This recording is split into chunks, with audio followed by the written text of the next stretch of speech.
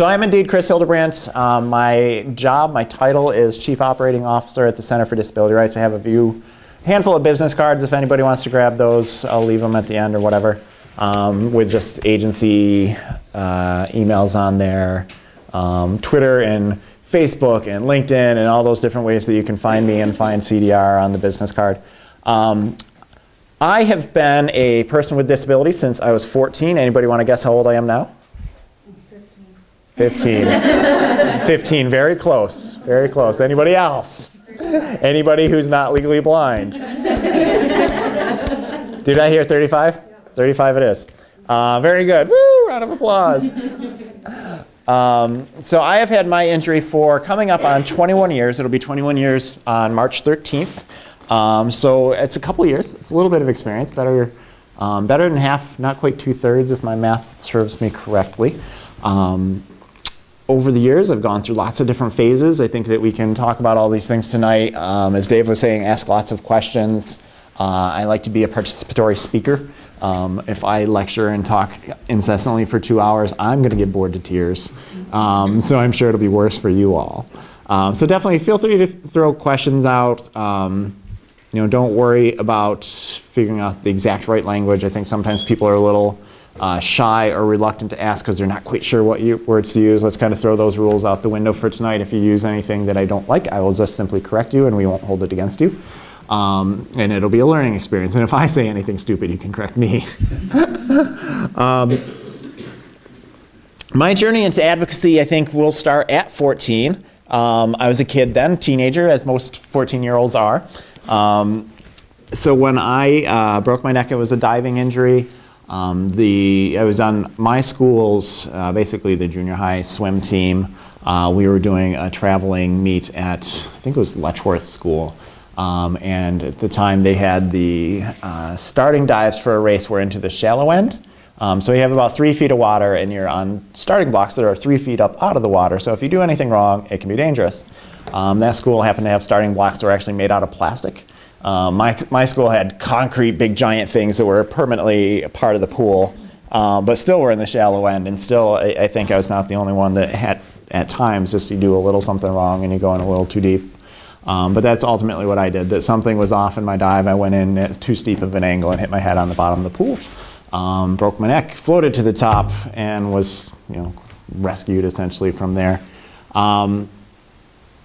So fast forward a couple months. So I've gone through 3 months at Strong Memorial Hospital, start doing physical rehab there, and then carried out through the summer, and then in the fall head back to school. So anybody know where Dansville is? All right. So Dansville, not a very big town. When I left Dansville to head off to college, we had 4 stoplights. We're up to 6 now. And we have a Subway and a Dunkin' Donuts, which is pretty sweet. Not that I ever go back home.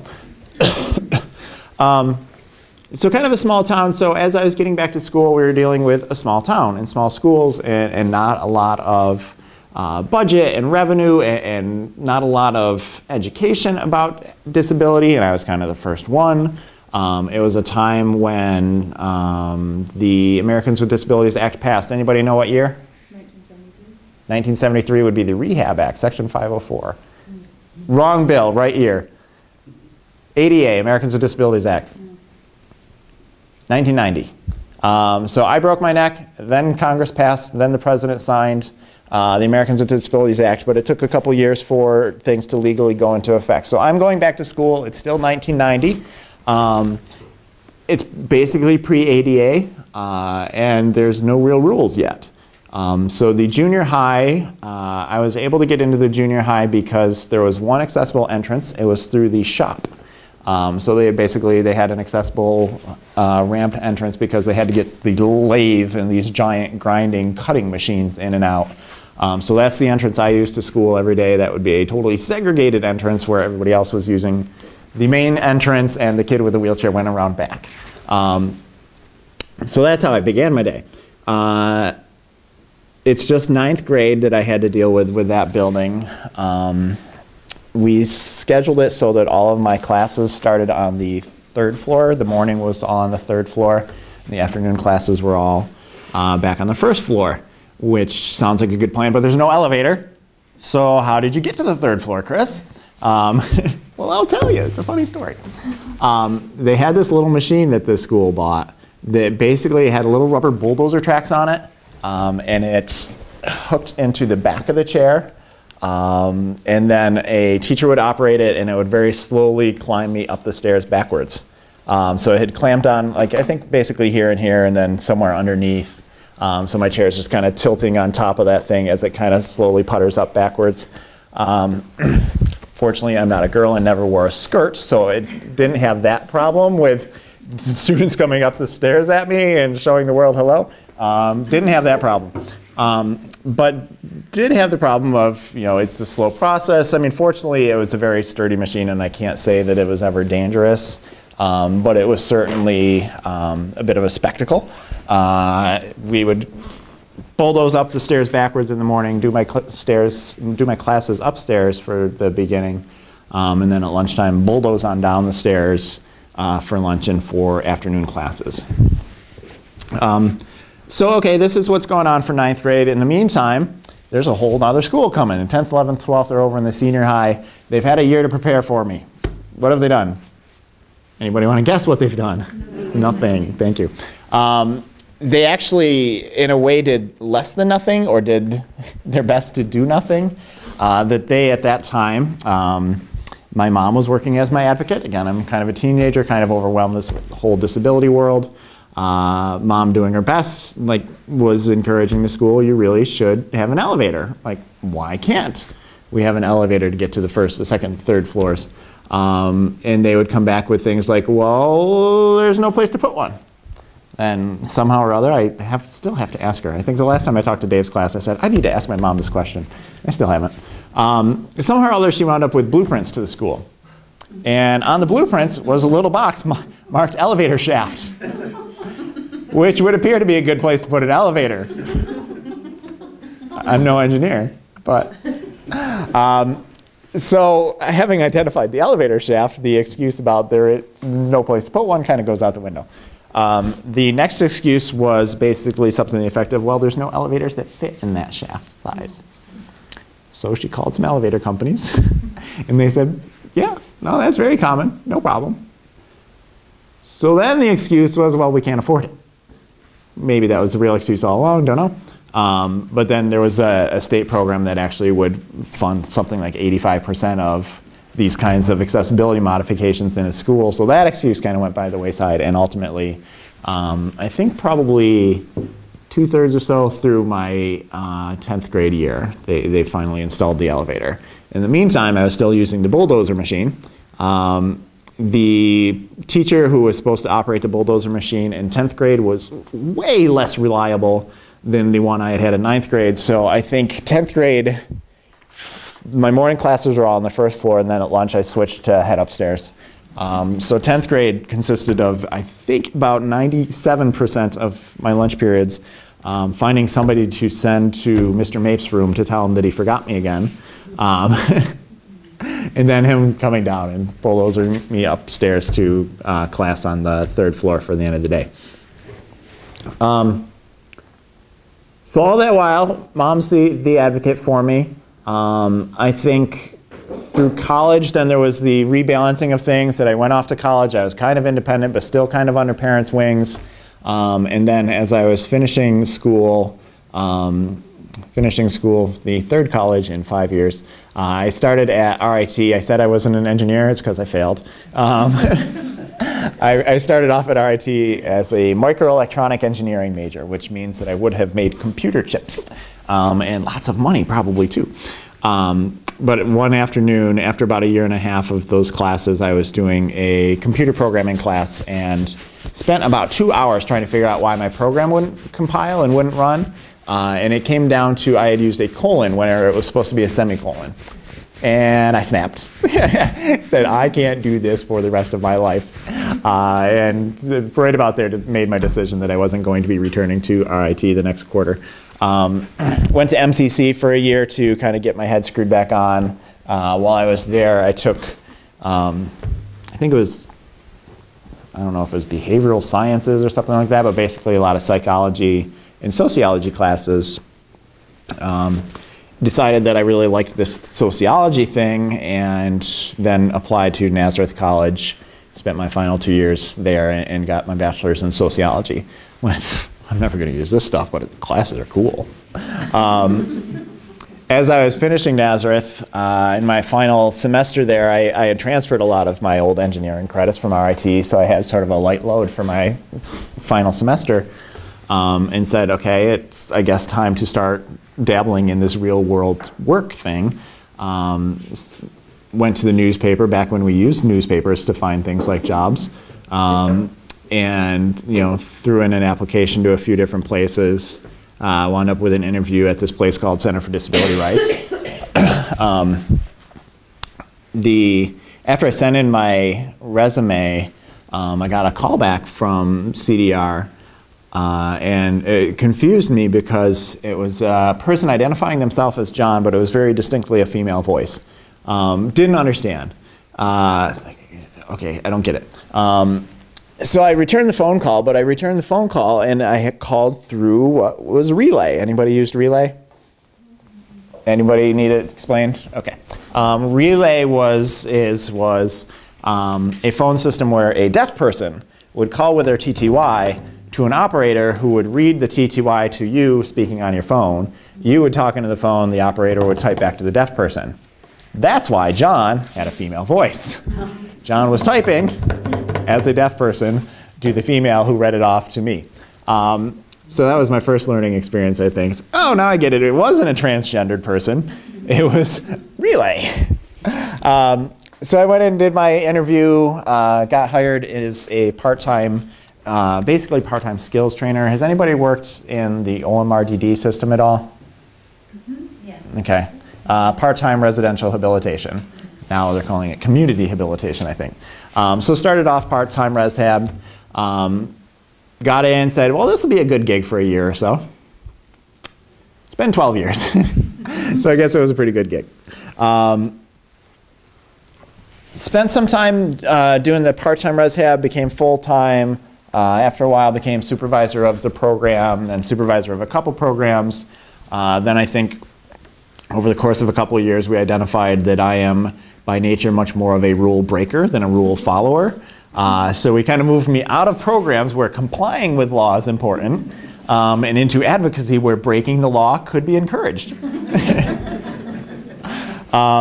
So now it's my turn to advocate. So I through the course of CDR, I mean, I think probably just a couple months into when I was part-time, one day I got a call from my supervisor at the time to say that the person that I was scheduled to work with wasn't going to be at her apartment because she was downtown protesting the Attorney General. Cool.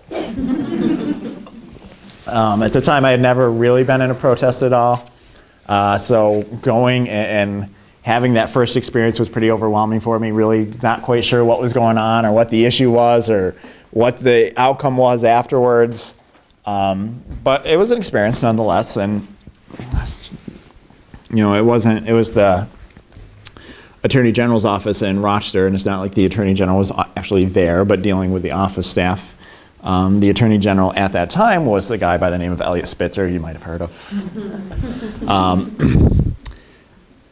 Over the course of my engagement with CDR and being involved in the advocacy, and sort of emerging as a leader in our advocacy locally and statewide and national level, just a little list of things that I've done, I guess. I mean, like leading large groups of advocates, loading vans at like 3:30 in the morning in the snow. I didn't do a lot of the work, but having our folks just hoisting power chairs up into vans and leaving for Albany, leaving for DC at ungodly hours. We've met with governors, met with Spitzer, met with Patterson, haven't yet met with Cuomo. Shouted down some governors, that would be Pataki and Patterson, not yet Cuomo, that one's probably coming. I think one of the more widely publicized things we did was pretty early in Mayor Duffy's first term. When he was running for office, he had come to our recreation center to do dinner. We do dinner 3 nights a week at our rec program, just dinner for $1, sort of a community get-together. Cheap, decent food for our folks who are living on fixed incomes. and sort of a gathering of the brains to see what bubbles up. So we invited him to dinner one time while he was running for mayor the first time through, and it was July, and it was probably about 88 degrees and 113% humidity. But he was talking to us about what's most important, like what he could, as mayor, could do to improve the quality of life for people with disabilities. And what was the most frequently discussed thing that night was actually snow removal. It's 88 degrees and 113% humidity, and what people are locked on are the sidewalks suck in the winter, and it just makes people homebound. Or if they dare to go out, they can't be on the sidewalk, so that leaves you where to navigate? In the streets. So one woman was telling the story, I mean, and it's the winter, so the sun goes down at something like 3 in the afternoon. So it's dark, and it's wet and sloppy, and you're in a wheelchair, so you're only this tall anyway, and you're in the street. Does this sound very safe to anybody? So Duffy, to his credit, really heard that message and said that, you know, well, when he's mayor, he'll get out there with us and try to understand this better, and then work to change it. So the first winter that he was in office, it was actually one of our most light winters in a long time. Like, I think we had 3 times the snow actually stuck, not like this winter at all, when starting December 1st, we haven't seen green, basically. So Duffy, in the second year, still had that promise on the table, but it was a much more snowy year, so we got Duffy out into a wheelchair to go wheeling through the snow-covered sidewalks with us. Our office, I mean, we have our building custodian maintenance guy that during the winter, his job is to keep the sidewalks spotless. So as we started with Duffy, you know, the sidewalks around our building are totally fine. That didn't stop him from crashing into a snowbank, at which point I learned that I needed to pay closer attention to the mayor. There's things that you learn over the years as a wheelchair user that just become intuitive, and you forget how to teach them to other people. But sidewalks along streets slope down towards the street for water runoff, to bring all the water into the street.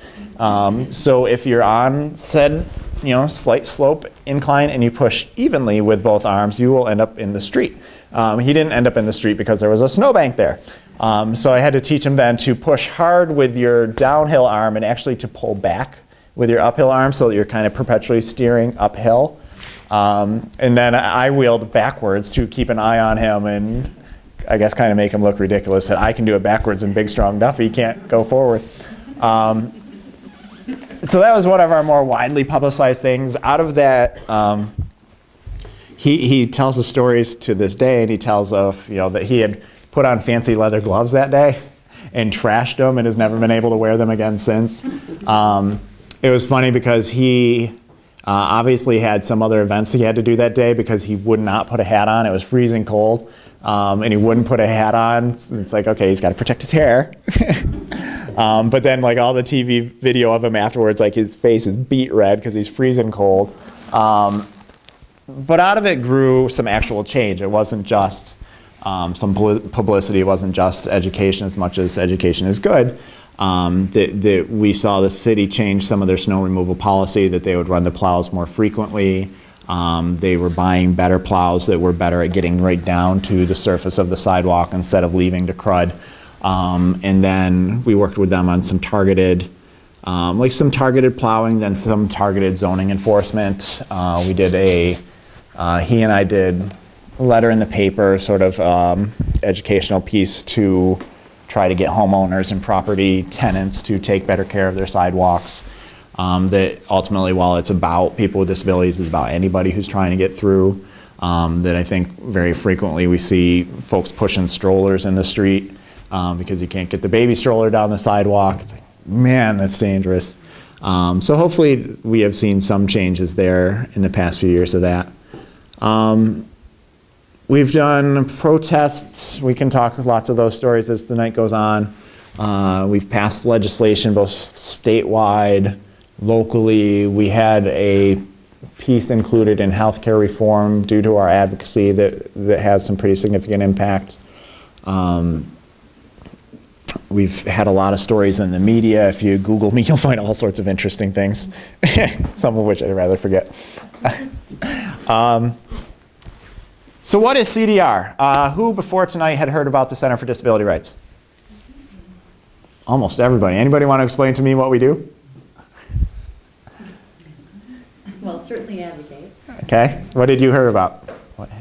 I really haven't heard a lot, except that I have a friend that worked there, and really didn't go into it a lot. Okay. I have an idea of what you do, although I really don't know exactly everything you do. I'm assuming you provide a whole bunch of different services besides just advocate. Okay. Advocating. Good. Anybody know the services? Anybody work for us? I'll stop and ask that. Anybody under my employ right now?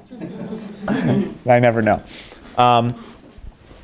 We have, I think we are primarily known as advocates, but I think when you look at the whole budget of CDR, advocacy is a very, very small chunk ultimately. And most of our services are Medicaid-related services. They're the OMRDD or OPWDD services, what's called the traumatic brain injury waiver, the nursing home transition and diversion waiver. And those are all different supports available to help people with different disabilities live more successfully in their own home, not in nursing homes. I mean, to some degree in group homes, but not really. We also have what's called the Consumer-Directed Personal Assistance Program. If anybody saw our big fight with Maggie Brooks last summer, it was about the Consumer-Directed program. And I had spent years trying to get the public more aware of the Consumer-Directed program, and then it blew up in all the wrong ways, but at least now the public knows it exists. Basically, Consumer-Directed is a home care program where instead of an agency recruiting people and selecting who's going to work for you and scheduling them and sending them to your house to do intimate tasks with you, bathing, dressing, cooking, cleaning, inserting suppositories, all sorts of things that you really don't want strangers doing to your body. Instead of the agency doing that, you, the person, do all that. So I think it's really a substantial paradigm shift away from medical models where sort of the nurse and the doctor knows best to a model where recognizing that the person with a disability, myself, for instance, I don't actually use the program. I will as I age. I have 21 years with my disability. It's a pretty good chance that I know how it works. That it recognizes that I am the expert on my own body and that I am the best person to figure out who should work for me, train them in what to do, schedule them to meet my needs, and that whole gamut of consumer control. So that's what the Consumer-Directed program really has done. And when we started our program in Monroe County in, I think it was right in the beginning of 2000, there were 2 people who had previously received the service in like 5 years of the program existing. So since 2000, excuse me, I think I said 1990. So 2000 is when we started our program with 2 people. It blossomed over those years to, we were serving 300 in Monroe County and about 250 in the surrounding counties. We have a satellite office in Geneva, a satellite down in Corning, and a policy office in Albany. In addition to the Medicaid services, CDR is what's called an independent living center. Independent living centers are recognized in federal and state law, so we get some funding through the feds. We don't actually get any state independent living center funding. Within that, the Centers for Independent Living or Independent Living Centers, CILs or ILCs, I'll accidentally use them interchangeably, I'm sorry. CILs are supposed to do core services. There's 4 core services. The first and most broad is information and referral. Anybody can call us Monday through Friday, 9 to 5, any old question about disability, and we will either answer or try to find who can answer you and put you into contact with or put you in the direction of people that can answer that question. Independent living skills training is the next core service. That's similar to ResHab under the waivers, that it's working with a person with a disability on the skills that they identify as being in need of improvement to live more independently. A lot of people were talking about budgeting, about integration, about social skills, about knowing how to use the public buses and getting out and using the buses. managing a household, cleaning. I mean, one woman, when we started off with her, had been really sheltered by her parents. And when we started working with her, I had a staff go out with her. And the apartment was kind of a sty, so it's like, okay, day one, let's get cracking on this. And they were going to sweep. So my staff person hands her the broom and says, okay, let's sweep up. She doesn't know which end of the broom to use. I mean, that basic of a level for some people, I mean, that's a fairly easy one. It's that broad end, you do this. But for some people, it's a lot more intense and, you know, can take some time to really teach those skills of independent living, especially if somebody has a brain injury, other types of disabilities. Obviously, we do the systems advocacy. So another core service is individual and systems advocacy. So systems is the policy stuff, like I was already talking about. Individual is kind of taking that one person and helping them navigate the systems. That is sort of the social work profession that, you know, Medicaid or Social Security or these big giant bureaucracies that just throw paperwork at you that you need college degrees to understand, and yet they're throwing it at people who have traumatic brain injuries. So that's sort of the individual advocacy, that if somebody doesn't qualify for some of these other services where you get your own service coordinator, your case manager, whatever, we have some staff that are available to do that individual advocacy regardless of what kind of disability. You don't have to jump through hoops to qualify for or be eligible for. And then everything that we do is in the model of another one of the core services of peer counseling, that we kind of approach everything as we are people with disabilities, and we are providing those services to people with disabilities, and we can really learn from one another's experience and knowledge. And hopefully, as you know, I have my 21 years with spinal cord injury, there might be a couple tricks that I've learned that I could share with somebody who's fairly recently injured. So that's sort of everything that we do is in that peer model. Our board is, by law and by our passion, has to be composed of greater than 50% people with disabilities. So we're consumer controlled, quote unquote, instead of having a board that's a lot of able-bodied rich people.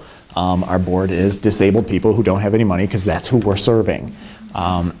Makes it hard when I need to run a fundraiser, though.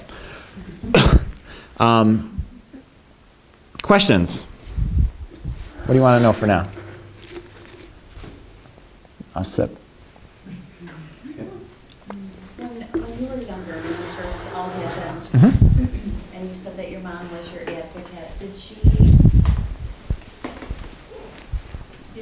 continue to help you to be as independent as possible yourself? I think so. I think I was lucky to have parents that were good and were willing to let me free. That I think that we certainly encounter a lot of parents who are very sheltering, and sometimes the parent is the biggest barrier to a person's independence. That wasn't my experience. That I think that my parents probably had some apprehensions, and I think they've been more honest about their apprehensions much later into life. But that ultimately they let me try and let me fail, as you know, you generally would with most any other kid. But I think definitely it's a big problem that we face. I mean, that parents, that doctors, that nurses don't want to let that person with disability try and fail. That you can't let them do that dangerous thing, like smoke. It's like, sorry. If everybody does it, our person can do it too. It's legal. When did you find out about CDR? Was that not until you were out of college? Right. I mean, I had not heard of it until I applied there for a job. That I think that were services like this better promoted or more widely available or better funded, that it certainly could have been an asset to me and Mom back in the day. But I mean, and I think part of it's geography, that being down in Livingston County, that CDR, and we have basically a sister organization this time, RCIL, the Regional Center for Independent Living. When I broke my neck, CDR really didn't exist or was barely forming. RCIL existed, but was really basically a City of Rochester, maybe Monroe County organization, but very little support, if any, to the surrounding counties. Do they work with children? We do. Yep, we have, at RCIL, we have, specifically in the early intervention program, we have a lot of equipment that we have, like technology and adaptive equipment for early intervention, like 3 and under. So how do you market? I try to market my brains out, but I think that a lot of what we had done for a lot of years before we had a marketing budget was basically rely on the systems advocacy. That whenever we would do a protest or do some big public policy event, we'd get news coverage out of it, and out of the news coverage people would know that we exist, and they would call and say, I've got this problem, can you help me with it? So I think for a lot of years we really relied on that, word of mouth, and then in more recent years we've been able to do radio and television to kind of get the word out to educate people to say, hey, call us. I have another question. The program, I don't remember the exact name where the individual can hire their own personal fund. Consumer directed. How is do you see a lot of turnover for that? Or does it seem to? Typically we see less than in traditionals because the person like myself is in control of that. I mean, there's an ability to hire certain family members. Some family members are disqualified by Medicaid law. You can't hire your spouse, your daughter, your son-in-law, daughter-in-law. But you can hire your niece. You can hire your second cousin. You can hire your neighbor. You can hire your friends. So I think that it enables, for people who sometimes are doing it as their second job that they don't get paid for, it enables sometimes for that person to do it as a job. So you have a much stronger sense of commitment. Michelle Fridley, that did the presentation last time I spoke at Dave's class, Michelle has hired, I think, one of her cousins and one of her nieces who had been doing that for her, since they were like teenagers. She's a quadriplegic. It enabled her to hire them and to really solidify that. It also enabled for her to relieve her mother of that her mother was an RN, was doing all that for Michelle in addition to working at a full-time RN position at the emergency room. So Michelle was horrified as she watched her mother's health really crumble until she got the consumer-directed program, so Michelle could take really the control, the authority over her own care and improve it without burning out her mother's health or other family members. Chris, can you talk a little bit about, and I don't want to redirect if you were going to go there later, but just talking about the consumer-directed care, at the ADA's, what was it, 25th? 20th was last year. 20th, right. Preceding the Maggie Brooks thing. Okay. There was a lot of really powerful testaments there about the relationships that had formed between people who had been working together for a very, very long period of time, which to me is a very important advocacy issue. Mm-hmm. I mean, that's about, like you said, these very, very personal care types of things. You need to have somebody who you trust. I mean, can you talk a little bit about some of that, some of the consumers' perspectives about the outcomes of that advocacy approach to allowing that to occur? Mm-hmm. I think the control is important. That I think that's, and everybody experiences it in one way or another. That loss of control is really a dangerous, uncomfortable place to be, and that as people with disabilities, there's sometimes very little that you control in your life. That if you aren't in control of your bowels and aren't in control of your bladder and aren't in control of when your attendant shows up to deal with those issues, and you can't physically get yourself out of bed and the remote control drops off the bed, you're pretty isolated, you're pretty powerless. So I think that's one of the most attractive parts of consumer directed is that giving back of control, that you control who's coming into your house, you control who's touching your body, you control when they're doing it, etc. And then I think in moving towards outcomes, that I think because people have had those better relationships and had that better control, we've seen a lot of people who have had better health. That we have had a number of people who, under traditional providers were frequently having pressure sores or having respiratory complications and things that are very dangerous and can kill. That with the consumer-directed program, they're much more proactive, they're much more able to prevent those types of problems and have ultimately had much better health over the years of being in consumer-directed. Did that kind of address some of it?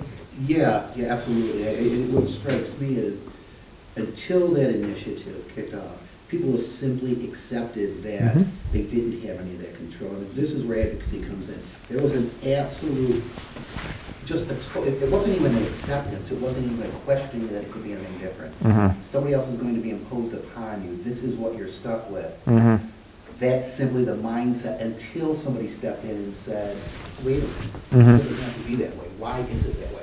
It's that questioning of the status quo that's so damn important that leads to these outcomes that are just so humanizing. Mm-hmm. That's why this stuff's important.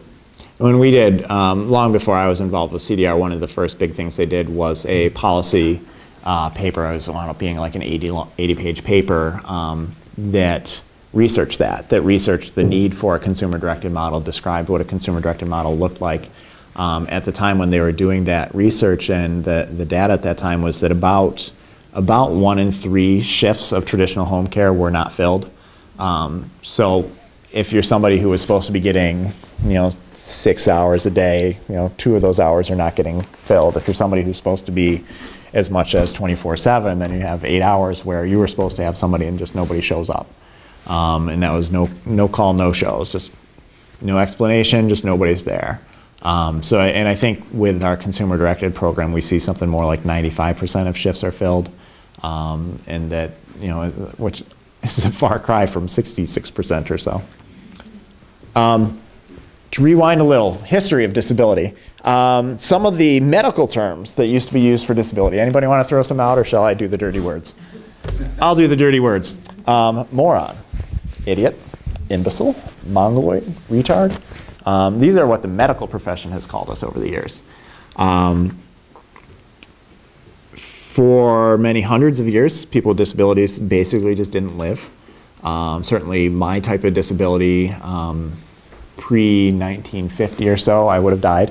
It was only through World War II and some of the technology emerging and some of the care emerging out of there that people with spinal cord injury started to live. Some disabilities maybe lived but were, ostracized as part of their society. The Nazis had a forced sterilization program. So we know Adolf and the Nazis, they were bad. And they would forcibly sterilize women who were labeled as mentally retarded or had some kind of cognitive disability. Anybody want to guess who had such a program before the Nazis did? The United States. Anybody want to guess who had the program long after the Nazis were abolished? The United States. I think it was still legal, and I think it was North Carolina until like the 1970s.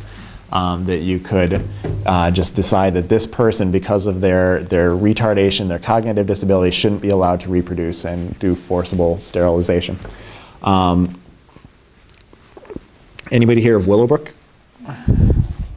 Anybody want to explain it while I take a sip of water? It was, I believe it was a state-run facility, but the conditions, they were so inhumane. I don't know if anybody here has seen any video from it, but they were basically treated. It was a state school. They were labeled schools at that time. And it sounds like lots of you guys have heard of or seen bits of it. Willowbrook was down on Staten Island. It's kind of the most famous of them, but there were lots of other around in this area. We had Newark. That was one of the developmental centers, one of the state schools. Willowbrook, it's kind of amazing to me, like the conditions were deplorable enough that, Bobby Kennedy, so brother of a president, presidential candidate, I think he was a senator at the time, did a tour of Willowbrook in 1968. Bobby Kennedy goes in, comes out, calls the place a snake pit. That the conditions are bad enough that the brother of a president, a state senator or a federal senator, calling the place a snake pit. What happens? Nothing. It continues operating. About 4 years after that, a little-known reporter by the name of Geraldo gets a tip from a doctor that works in there and is really ashamed and horrified by the conditions. So Geraldo sneaks in a back door with this doctor, brings in the TV cameras, and what they capture on camera is these wards of 40, 50, 60 young children with developmental disabilities. I mean, in the one video that I saw, I put them at 8, 10 years old, a lot of them, just naked, just big warehousey rooms, probably twice as long as this room, just these big, basically empty rooms, running around naked. and a lot of them covered in feces. When they were able to get some footage or talk to some of the staff as well about dinner time, that there was so few staff that it was basically forced feedings, that people had about 30 seconds and the staff would cram food in their mouth, and that it was, even mealtime was horrible like that.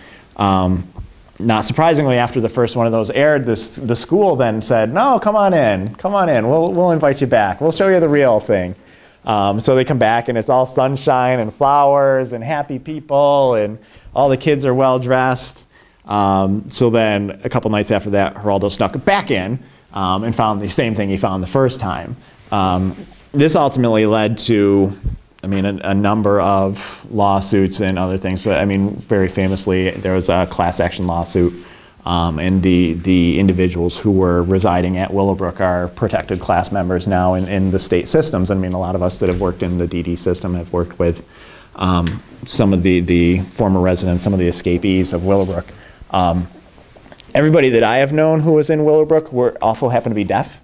And my agency kind of has a specialization in working with people who are deaf. So one guy that I worked with pretty significantly was deaf and schizophrenic from the abuse that he had suffered at Willowbrook. So one time, I mean, his mental health was cycling in a very bad direction. And I went to work with him, and he would turn and sign with something that wasn't there. That there was in his brain, just something was manifesting there, and he was carrying a conversation with it, and then he would turn back and he would sign with me. And I asked him, what was that saying? And, you know, who was that? And he said that that was, you know, the KGB, and the KGB was saying that I am little Hitler, and just really like profound damage that had been done to this guy and a lot of the others. Another guy that we served who was a Willowbrook resident, I like comparing the power of being labeled. This guy sort of perseverates on things, and when he gets fixated on things, sometimes if staff don't pay attention and don't satisfy his needs, he'll go get them himself. And he's a big dude, and he can kind of plow through people if he needs to. So I just remember that over the span of a week, on one end of the week, I wasn't around when it happened, but he had gotten something. So he had decided that he needed that thing over there. I mean, he has some food obsession, as a lot of Willowbrook residents do, because of some of the forced feedings and some of the food denials that happen there. So I think that he just got, you know, really obsessed with having such and such snack, and the staff wouldn't help him, so he just bolted and took off and went and got it for himself. And for him, because he's in the system and he's labeled and he's a Willowbrook class member, and all the staff are trained in SCIP. Anybody know SCIP? Mm-hmm. Strategies in Crisis Intervention and Prevention. Mm-hmm. So he goes and he grabs his snacky, and what happens to him? The staff tackle him. My boss at the time was a smoker and a coffee junkie. We were at our formal fundraising dinner, and the staff at the hotel were very slow in getting him coffee. So he got up, went back in the kitchen, got his own coffee, came back and sat down, and nobody tackled him. And that to me is the power of being labeled in the system, that the behavior is exactly the same. That, you know, you were perseverating on something, you went, you got it for yourself, but because this guy over here is labeled as, you know, mentally retarded and psychiatric disabilities, he gets tackled for it. And this guy over here is the boss, so he gets to go get it.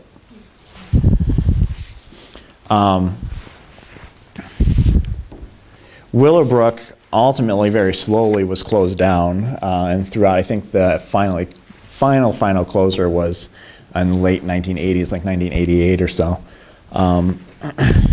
Excuse me. I think one of the other discriminations that happen across disability, and we talked, I think we hit on it a little bit with sort of the parental perspective and the caretaking and the don't let that person be in danger, that there's such an emphasis on safety and taking care of those poor cripples, that poor wheelchair-bound man. That kind of attitude, I think, manifests and really is a barrier to the ability of people with disabilities to live independently and live equal lives. You guys have known me now for probably not even an hour, right? What time are we at? Ah, thank you. Not even an hour. In that amount of time, you've probably perceived a couple things. I can't walk very well. They got the wheelchair. But the number of times, despite that I look fairly normal, I speak, I think, fairly normal, I have lots of people who, when they first meet me, feel that they have to talk loud and slow to make sure I understand them. It's a wheelchair. I don't have any hearing aids. I don't think, otherwise I look very disabled.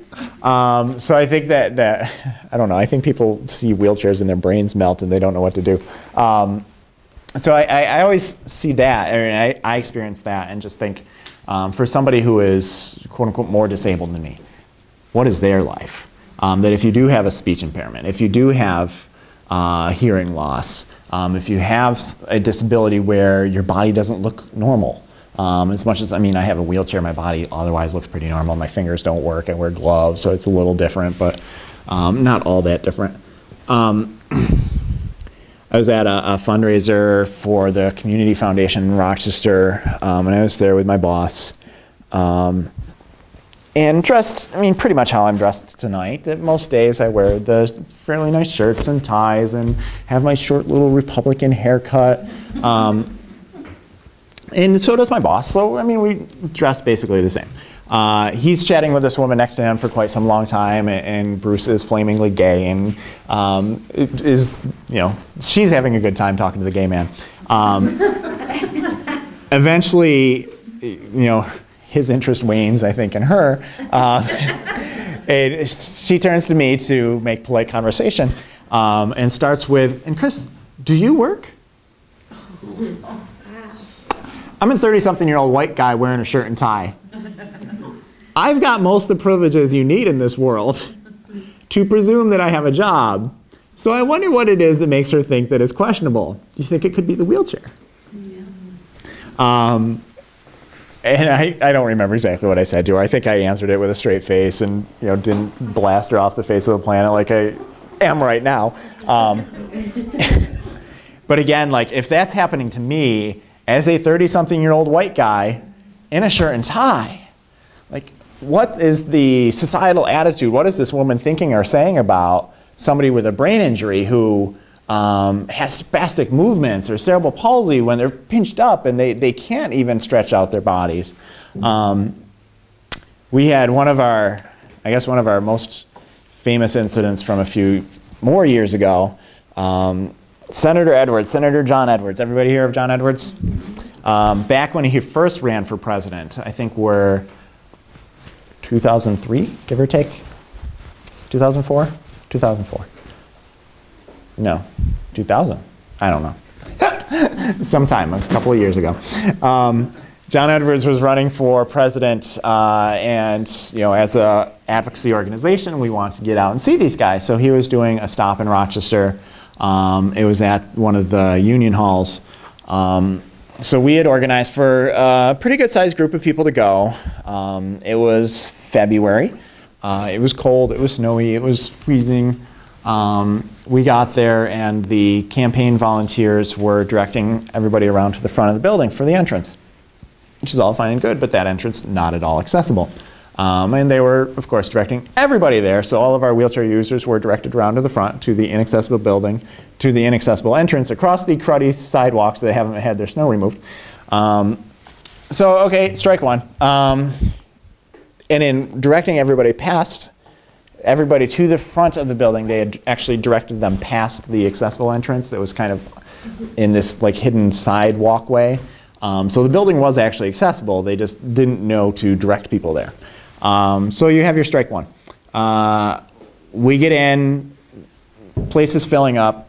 It's Rochester. Rochester is kind of the deaf capital of the world. Pretty much the highest per capita population of deaf people in the United States. Questionable whether or not we're ahead of Washington, D.C. because of the Gallaudet University. But right up there in the per capita deaf population. The local Democratic committee has ordered a sign language interpreter. Good for them. The national committee decided it was unnecessary and canceled the interpreter. Strike two. In talking with the campaign people and berating them about it, they offered up to the deaf people to have a photo opportunity, to have their photo taken with the senator, which was declined. It's like, well, he can't understand me. I'm really not interested in having a picture taken with him. So we're on strike two.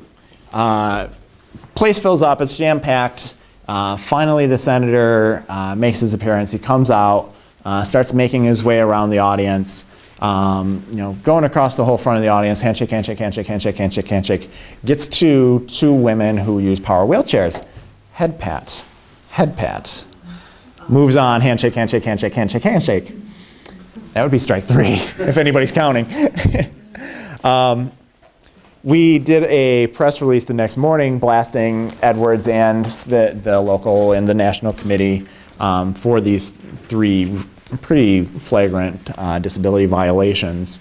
The Democrat and Chronicle picked up on it, ran an article about all three. So I thought, okay, cool, we've educated people, we've used this, we know where he stands. And I thought I was kind of done with it. The next morning or that evening, I think, the local Fox affiliate picked it up. So they wanted an interview. So the, whatever channel was Fox at that time, comes down and interviews one of the women who were the victim, so to speak, of the head pats. And talks with her about her perspective, how does that make her feel, da da da. Okay, cool, now it's gotten on local TV. Yay, great, I've educated more people, I'm happy. The next night, my girlfriend at the time, later to become my wife, is at the gym on the treadmill watching the TVs across the room, and on Fox National News, up pops the Center for Disability Rights logo with the quote from the woman that I had put in the press release, and it's something to the effect of, Debbie Bonomo's a little bit of a 1980s Valley girl. So the quote was something about him and the head pat, and that's so 1950s. So Bonomo's name, the quote are there, it's the National Report with Britt Hume, and we're now national news. Oh crap, grab on, it's gonna be a ride. So we're in the national news with this. The day following this, a number of local papers are reacting to it, some favorably, some negatively. I just remember a paper, I think, out of South Carolina condemning us for being overly sensitive. I mean, it was in the era where blogs were really just starting to emerge. I remember going on one of the very Democrat liberal blogs where they were discussing it as a fake story that had been planted by the Republicans. And I had to say, I'm about as screaming liberal as most anybody you're going to find. It really happened. I'm sorry, Edwards is a tool. The Brother Weeze show ragged on us for being overly sensitive. Weeze was kind of like, what's the big deal? I pat my boy on the head all the time. He's your son. It's different. He's not an adult. So we had some big flare-up with Weeze over it. But I spent, at least that whole week just chasing the story and responding to papers and to media all across the country. It got as far as The Guardian, one of the papers in London, actually ran a blurb about John Edwards and this offensive head pat and his treatment of people with disabilities. The irony there was, in their first blurb of it, they referred to the two women as wheelchair-bound. Which is one of those offensive terms that you shouldn't be using. So the Guardian then had to print an apology and correction the next day for their insensitivity in covering his insensitivity. So that was the head pat heard around the world. There's a couple other stories from the life and times, I guess.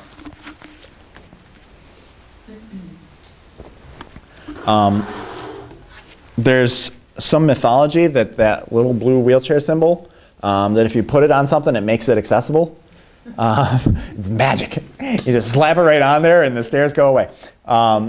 So I think it was my second date with my girlfriend at the time, later to become my wife.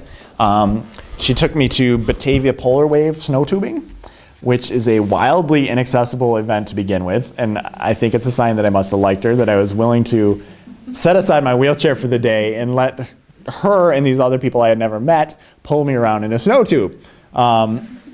So that said, it's kind of like setting aside your legs. It's like, okay, I'm just going to leave my legs over there, and you guys are going to pull me around. Okay, this is great. So I've accepted that somehow. But it gets to the point in the day when I need to use the restroom. So we find the restroom trailer, and it has the little blue wheelchair symbol on there, and it's right at the top of the set of stairs.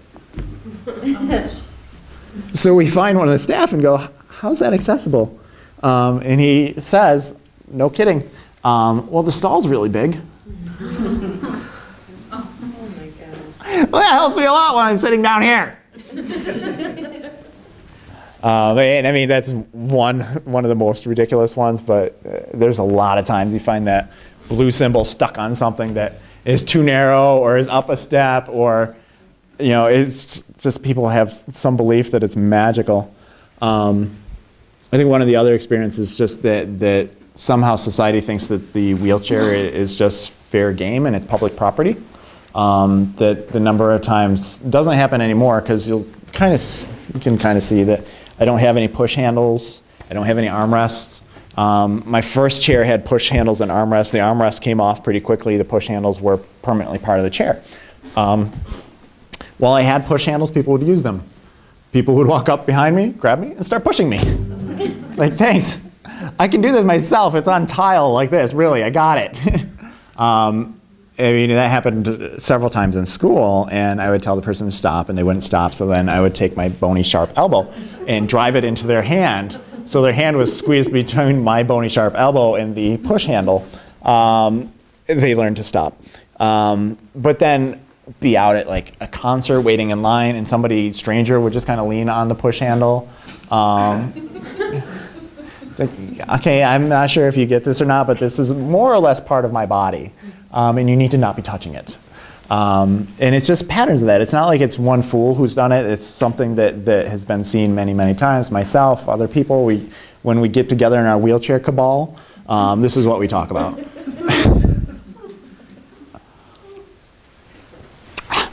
I can move on, or you guys can ask questions again. What do you got? I've got some input on some of that.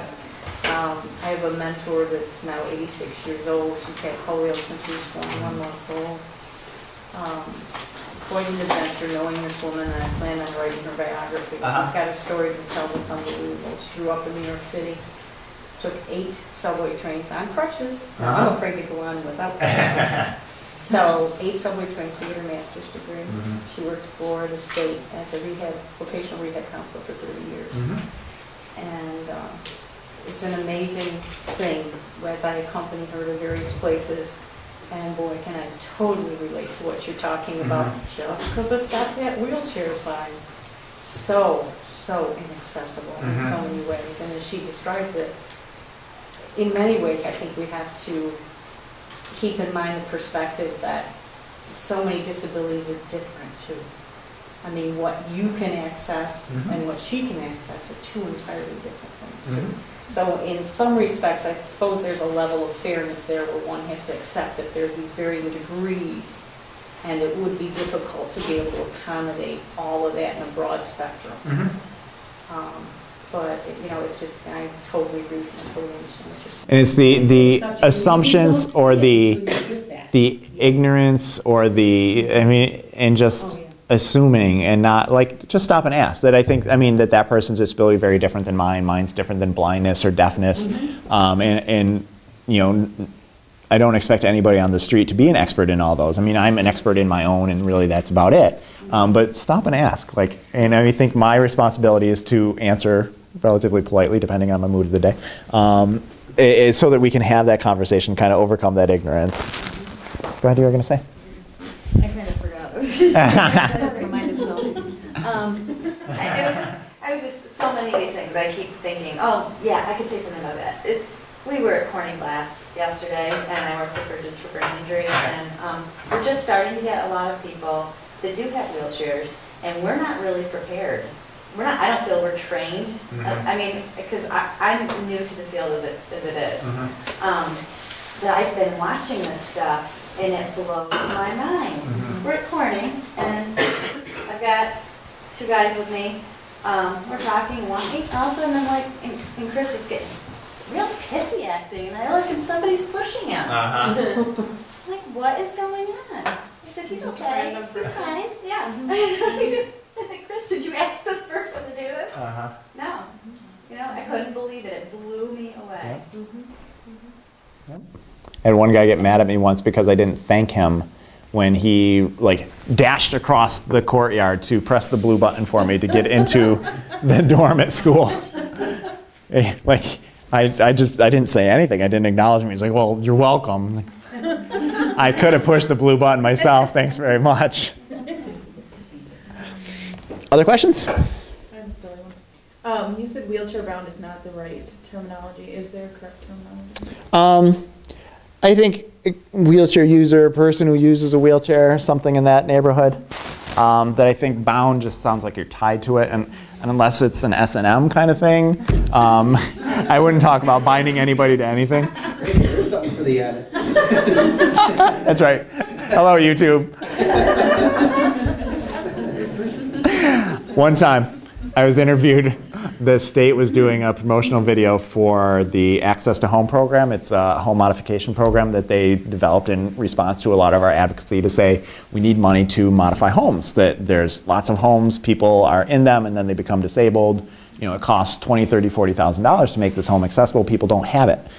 So the state, you know, after a number of years, responded and developed Access to Home. It's not huge, but it's something. So we wanted to promote it, and you know, okay, kudos, good job. So the state housing folks came to Rochester with their video team, and they interviewed Bruce, my CEO, and myself. And they interviewed him for a long time, and they got lots of quotes out of him that they used. They used him all across the whole video. They interviewed me for a while, and I thought they got lots of quotes, but the quote that they ended up using for me, and I think it's the only quote they used for me in this like 10-minute long video, is the part where I'm talking about the need for accessible housing and visitability. Visitability is basic access in single-family homes. So I'm talking about, you know, more accessible apartments, and the reasoning that I put up in this one particular quote is if you're out and you meet a chick in a chair and you want to take her home to your place. Yep.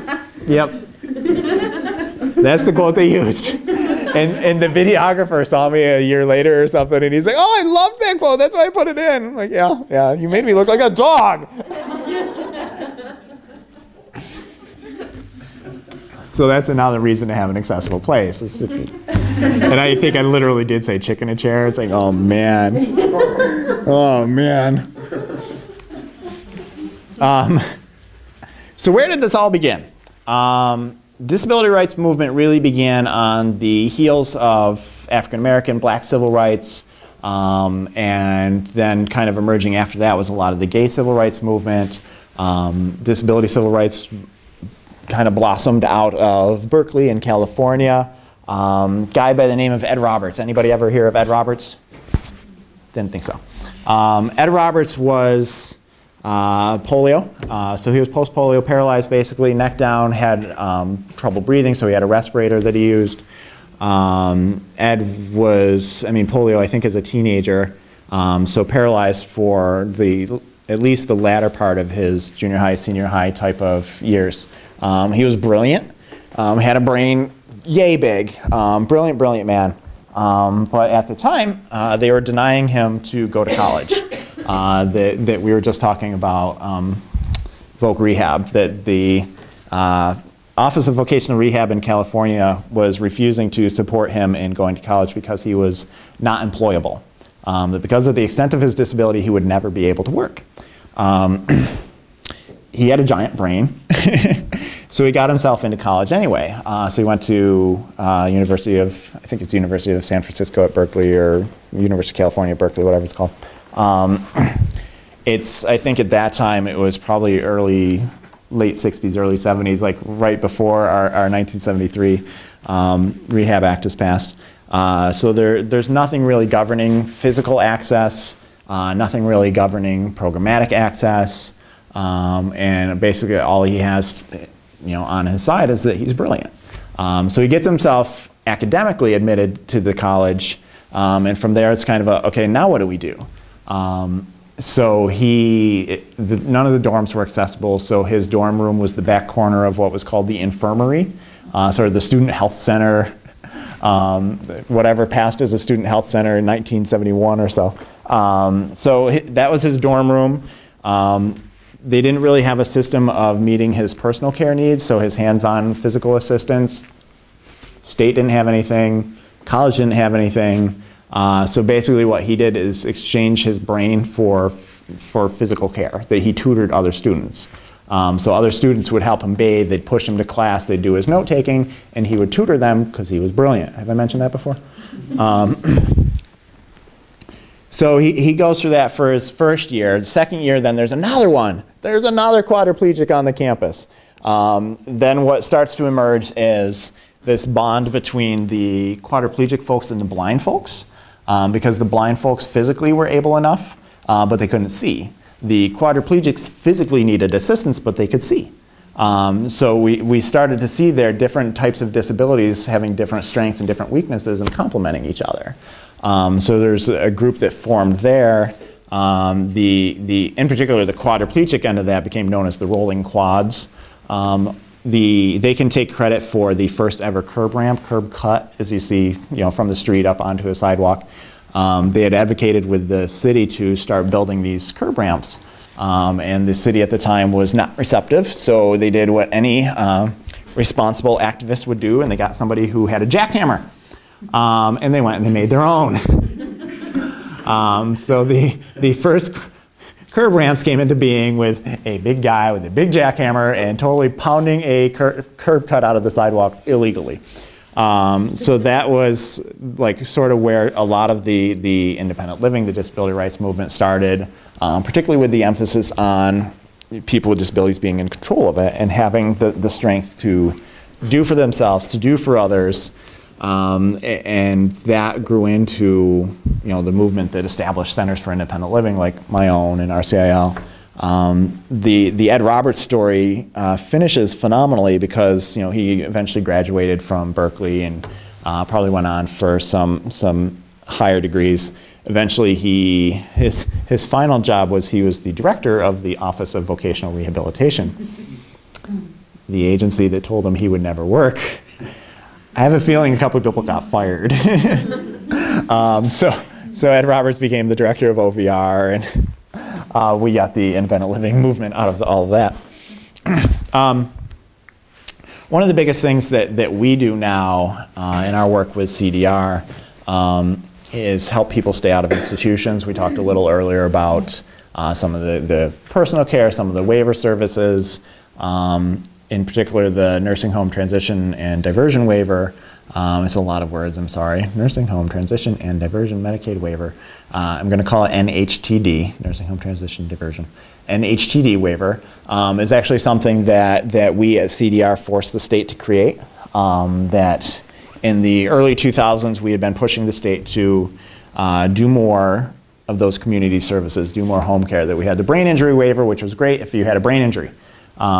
And if you had a brain injury at the right times in your life, that I think it covered up through if the date of your onset of injury was while you were not more than 64. So if you were 64 and 364 days old when you had a stroke or a gunshot wound to your brain, you could qualify for all sorts of supportive services. If you had turned 65, you're SOL. Medicaid will cover you, go to the nursing home. So that seemed more than a little ridiculous to us. MS, multiple sclerosis, where somebody might have lesions on their brain that act like a brain injury in a lot of ways, not covered because it wasn't a traumatic injury. So it just had these giant, silly, I mean, it's not even gaps. Gaps kind of imply that they're the exception, but the rule was you didn't qualify unless you had a brain injury. So we got the state to pass the nursing home transition diversion waiver. So we worked it through the legislature, got Governor Pataki to sign it, and ultimately then got the Department of Health to create it. So big on our mission is that effort to keep people out of facilities, to give people the choice that if you don't want to live in a nursing home, and really who does, that you should have a choice, that your family shouldn't have to be working 2 jobs that are paid and then taking care of you too, that's too much to expect of a lot of families. Excuse me. The right for community living was really reaffirmed in 1999, or clarified at least, that until 1999 it was basically understood that the states could decide that you are inconvenient or you are expensive. You have to go live in the nursing home. It was not until 1999 in the U.S. Supreme Court decision on Olmstead that really affirmed that you have a right to live in the most integrated setting. It was an interpretation of the ADA, so really the right came out of the ADA in 1990, but it wasn't understood to be as broad and powerful until 1999 in the Olmstead decision. So most everything that we have done since '99 really relates back to Olmstead and that right to live in the community. I've talked a lot tonight about the home care, that community service piece, but the other big thing you need to live in the community is a place to live. So housing, finding housing that is accessible, that is affordable, and is decent enough to live in is quite a challenge. Then complicate it with people with disabilities frequently don't have much money, very, very high unemployment, so the affordability of the apartment is a challenge, but also probably don't have their own vehicle, physically may not be able to drive their own vehicle, so they're relying on public transport, which certainly in rural areas doesn't exist. In more suburban or urban areas it's a challenge, and really housing is in some areas the biggest barrier to community living, even a bigger barrier than the home care and supportive services. Throwing a few facts around, in New York State we have about 20,000 people currently in nursing homes who have already said that they want out. The whole nursing home census in New York State is around 115,000, I think. It's slowly decreasing over the past few years. Typically, about 18% of those folks say when they're surveyed that they would rather be living at home, and that under federal law the nursing homes do that survey themselves. So I would question the validity of it to begin with. But even given that 18 or so % are saying that they would rather be living in their own home, and that equates out to about 20,000 people. 20,000 people currently living someplace that they don't want to live. Have you heard that before? Heard any concern about that? Sad. One guy that we worked with to help him get out of a nursing facility, he had spina bifida. He went into the facility when he was 13. We helped him get out when he was 22. So this picture of who's in the nursing home, that it's the 87-year-old grandma with dementia, there's truth to that. There's certainly a lot of the nursing home population is older, but statistically, it's a population that's getting younger all the time. That more and more the nursing homes are getting people with psychiatric disabilities, and younger people with disabilities that the system doesn't know what else to do with. So Brian was 13 when he went in because his parents, I think it was sort of a split home, and the parents didn't have accessible housing and nobody could really figure out what to do with him, so he went off to, it was Monroe County Hospital. So that's where he lived for 8 years of his life. Chris, what are some of the initiatives you guys engage in around advocacy, getting people out of those institutions? For getting out of the institutions, I mean, some of the biggest stuff was that systems policy work. It was getting the NHTD waiver passed so that we could have a more comprehensive set of services available. It's advocacy for housing. We talked about access to home and creating that home modification. One of the fights we did, one of the protests we had many years ago, back when I was young, was New York State was actually looking at reducing the requirements it had for building accessible apartments. When we're struggling to find what is out there, they were going to make it less. And the thing about housing is you build it and it's there practically forever. So if you build it right now, it's great for the next 30 and 40 and 50 years. If you build it wrong now, it's inaccessible forever. Unless you can find scads of money to make it accessible, and that's just not a very effective means of going about it. So we do a lot of the systems advocacy work around housing. So that's how we attack it systemically, and then individually we have advocates, whether they're paid through the Medicaid services as service coordinators, social workers, or just other advocates that are through our independent living, like the federal money I was talking about, that work one-on-one with that person to identify what are the challenges for that person. That some people have housing, they have a family member who has a house that's adapted or could be adapted.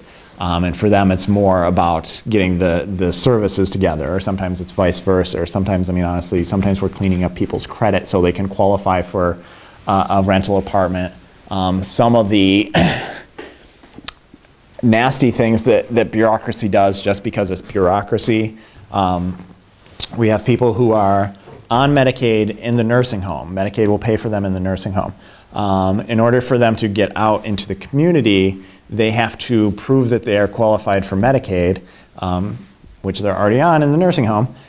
So they have to provide an original birth certificate, or a birth certificate, not original. So they have to provide their birth certificate.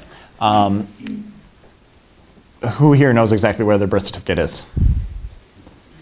Not bad, not bad, but there's several of us who are screwed. Right, maybe not the original, but you've had to get a copy. So there are 4 or 5 of us that don't have it. In the nursing home, you live on an allowance. Your allowance is, I think, about $30 per month. A birth certificate costs you about $30. So in order to get one, you'd have to give up your whole month's allowance from the nursing home. Some of the individuals we're working with are, older African Americans, maybe born in the South, which would put them as being born in the South in about 1944. What are the chances they even have a birth certificate? But Medicaid is paying for them in the nursing home. But we have these stupid barriers to getting the Medicaid services in the community. Why? Because it's stupid barriers. And this is what bureaucracy does, and this was what it takes to satisfy attorneys and lawyers and politicians that want to thump their hands and say, we need to cut back on Medicaid fraud. It's, okay, where it's really fraud, I'm with you there, but where you're just being a barrier to people getting the services that they need and deserve, we need to change that. It also speaks a lot to the power of the nursing home lobby to be able to push those lack of restrictions through in this case. So let's talk about stuff. It's an organizing class. Let's talk about organizing. With ADAPT, I haven't really talked about ADAPT. ADAPT is our national grassroots disability rights. Grassroots disability rights organization. We function as a Rochester chapter. There's a chapter emerging out of Binghamton. There's some folks in Albany. There's some folks in Syracuse. We get together as National ADAPT, 2 big actions each year. One of them always in Washington, D.C. The other one maybe in D.C., or we've gone to some other state capitals, or just regions of importance. I know I've been in Seattle, Nashville, Atlanta, Chicago. I don't remember where else. I've been lots of places. So we come together. It's about 500 different people with disabilities, all sorts of disabilities, some non-disabled. Really a wide spectrum of folks to work on that Olmstead rights issue, basically to push forward on having appropriate home care and community services and housing and transportation. ADAPT in the 80s fought primarily to get lifts on buses.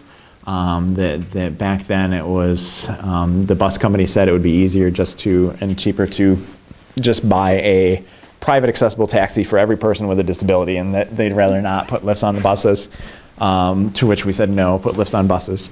And a decade-long fight ensued that wound up being incorporated into the Americans with Disabilities Act. The first part of the ADA that went into effect was public transportation. The buses were then required to have lifts on them.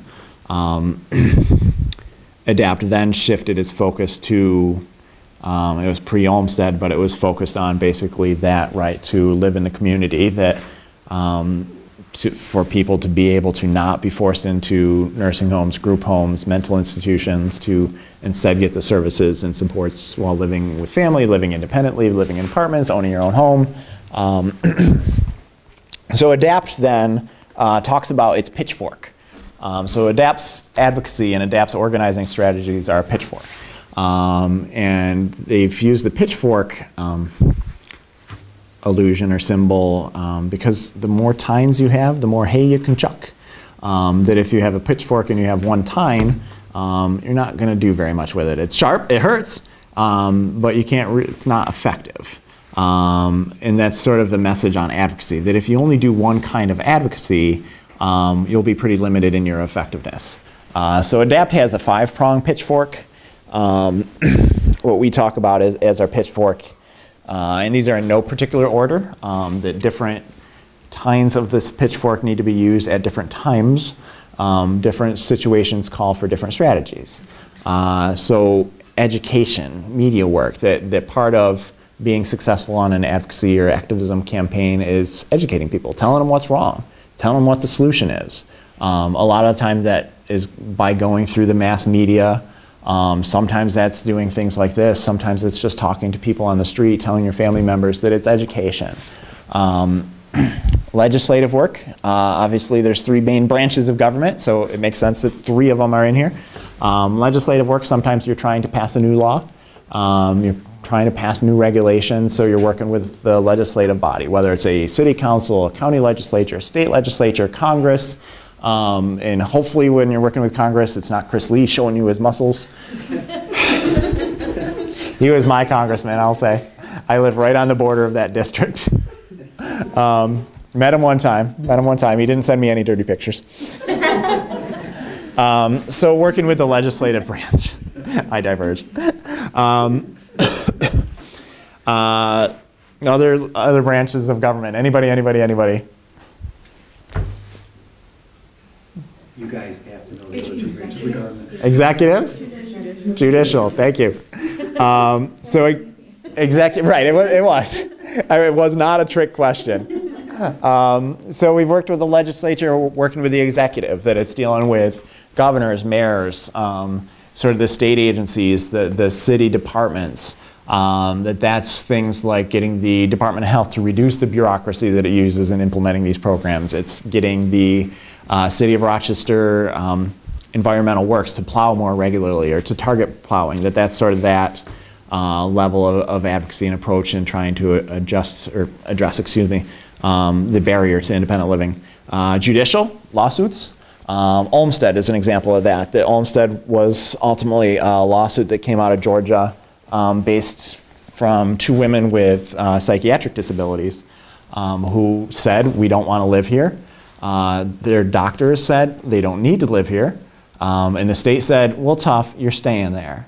And then that's where they got involved, I think, presumably with sort of a public interest law firm who sued the state of Georgia under the ADA Most Integrated Setting Mandate, and ultimately won, that said that these women didn't want to be there. They were capable of living on their own with supports. They should be living on their own in their supports, and ultimately they must. So Olmsted was an example of a lawsuit through the judicial branch. And then for ADAPT, the final one I'm going to talk about, but it's not necessarily the last one that we employ, is direct action. Direct action is, again, it's not a trick question, it's directly acting. It's going and doing something. What it is could be a wide range of things.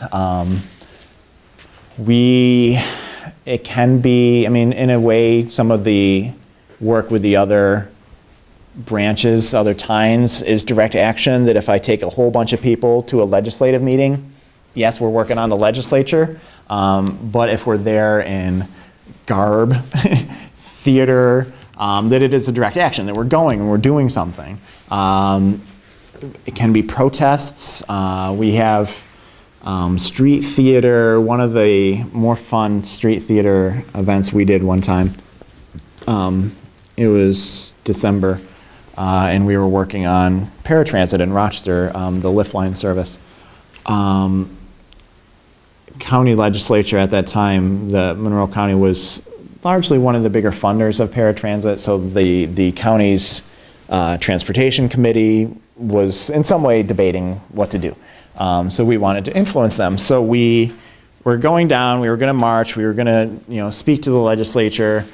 So the night before we were making protest signs in a room much smaller than this, probably about a quarter the size of this room. And as we were marking up these poster signs and messages about Liftline and about paratransit, my boss at the time, who was deaf, of course came up with the idea of we should write a song. So we did. And it was Christmas time, so we of course wrote a Christmas song. And we took the 12 Days of Christmas and made it into the 12 Days of Liftline. And for each of the days, we went down through a reason where you might not get your paratransit ride. So the scheduler was rude to me, the bus left early. I can't even remember them, but we had the full 12 Days of Christmas as a Liftline carol. The next day we gathered up to do the protest. We had one of our guys was dressed up in a Santa Claus suit, but like a Grinch mask, and then had the board chair at the time of the Transit Authority was a guy by the last name of Nojay, Bill Nojay, which changes really easily into No Joy. So we had the big button of Bill No Joy and the Grinch, and we gave a bunch of fake money to our people with disabilities to start, and then Bill No Joy as the Grinch would go and take away the money from the people with disabilities while we had the protest signs. So we marched, I think, from our office downtown to the county legislature building, and my CEO is an impulsive, creative person. So as we were crossing the street, he decided that we should stop. So we stopped in the middle of Main Street at 4:30 on, I think it was a Thursday afternoon. The buses line up at 4:30 on a Thursday afternoon. So we stopped Main Street's traffic so that we could Christmas carol and sing our 12 Days of Liftline. Before going into the county ledge building, the county ledge building has like a 4-story atrium, so they had like a 2-story Christmas tree. So we gathered in front of that and we sang our song again and got all sorts of pictures, and then we went in and talked to County Ledge. So that's, I mean, a theatrical, fun, direct action. I think, sort of on I mean, it definitely doesn't have to be fun. I think that sometimes the challenge is fun, though, for me. So one of the most physically intense direct actions I was part of, ADAPT was in San Francisco, another city I forgot to mention. So we were in San Francisco. It was back when Gray Davis was the governor out there, before Schwarzenegger and the whole total recall of Gray Davis. We met Gray Davis this way. So California, San Francisco in particular, was at the time talking about rebuilding its nursing home. And as best we can figure, it was the biggest nursing home in the world. I think it's like a 1,500 bed nursing home, something like that, like a really huge place, run by the city, partially funded by the state. And they were just talking about rebuilding it, not talking about shifting people out, not talking about, well, what do people want? Maybe we can, do individualized services or at least make it smaller. They're just rebuilding it. So ADAPT went to protest this. So the one day, a couple days into the week of protests, we're at the governor's headquarters building in San Francisco, and we're protesting, and the morning goes and we're not really getting what we want out of them, so we want to, basically we call it bump it up, or to escalate our strategies. So a bunch of us who are sort of more mobile people with disabilities kind of went around to the front of the building where they had this big sweeping staircase. So it's an entrance that right now we haven't shut down. I'm leaving out details. One of the things we do is block off entrances.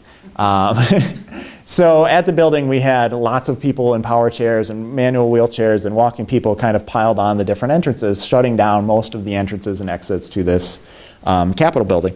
But we couldn't get to the one with the stairs because it's kind of inaccessible. They didn't put a blue wheelchair symbol on it. I couldn't get up there. So a bunch of us who are more mobile, kind of came around to the front and then started a stair climb. So get out of your wheelchair, climb up the stairs. I make it look like it's easy when I do this, but it's not easy. So there were probably 20 or 30 of us that did the stair climb. There's a whole bunch of Highway Patrol, it's the guys that used to be in the film Chips, or the TV show Chips. They're dressed just like it. It's like the tan uniforms and the big black boots. So we're climbing up the stairs, and I only know for sure what was happening to me. I don't know what was happening to everybody else. My way of getting up the stairs is to sit on my butt and scoot up backwards. So I'm doing this, and I get a few stairs up, and one of the officers would then stand behind me, so I couldn't go. We break laws, but we don't assault officers. So when the officer stops me, I stop. When he goes to stop somebody else, I go. This is the rule. If he can't learn it, I'm sorry. So he stopped me. He'd go pay some attention to somebody else. I'd try and scoot up further. He eventually got done with that game and picked me up by the seat of my pants. I mean, literally, like, grabbed just the back of the waistband of my jeans and just hoisted me up. It's like, I'm not a small dude. Like, I was a little lighter back then, but I'm 5'11" or so and 160 some pounds. And one hand, he picks me up by the seat of my pants, deposits me at the bottom of the stairs. So I go again. Scoot up as far as I can get, and one of the officers stops me, and then I scoot some more, and then somebody else stops me, and then he picks me up again. Seat of my pants, drags me down, puts me down at the bottom. One more time, let's go. At the same time, similar things are happening with everybody else. So I'm scooting back up on my butt again. This time nobody carries me down to the bottom. We get to the top platform, and we all kind of collapse in this big heaping pile. The unfortunate trick of scooting up backwards is that as you scoot and the stairs brush your pants, the pants kind of snooge down. And I'm a guy, so I don't really have any hips to keep them up. So I got up there, and fortunately these two lesbians from Utah came to my rescue to hoist my pants back up where they were supposed to be before the world got a show and I got arrested for indecent. We got up there, and one of the things from that, there's a big tangle of us that have just done the stair climb, and we're exhausted, and the officers are frustrated with us. And I had this friend, little, tiny, thin young woman with cerebral palsy from Kansas, and she's lying like on her face. And she's somebody who's probably 90 pounds soaking wet. So she's lying on her face, she's okay, but she happens to have her hand up on one of the officer's legs. And she's patting his leg, and all I hear is this other woman, a female officer, yelling at her, "Do not strike the officer!" So she wound up charged with battery. Seriously? Wow.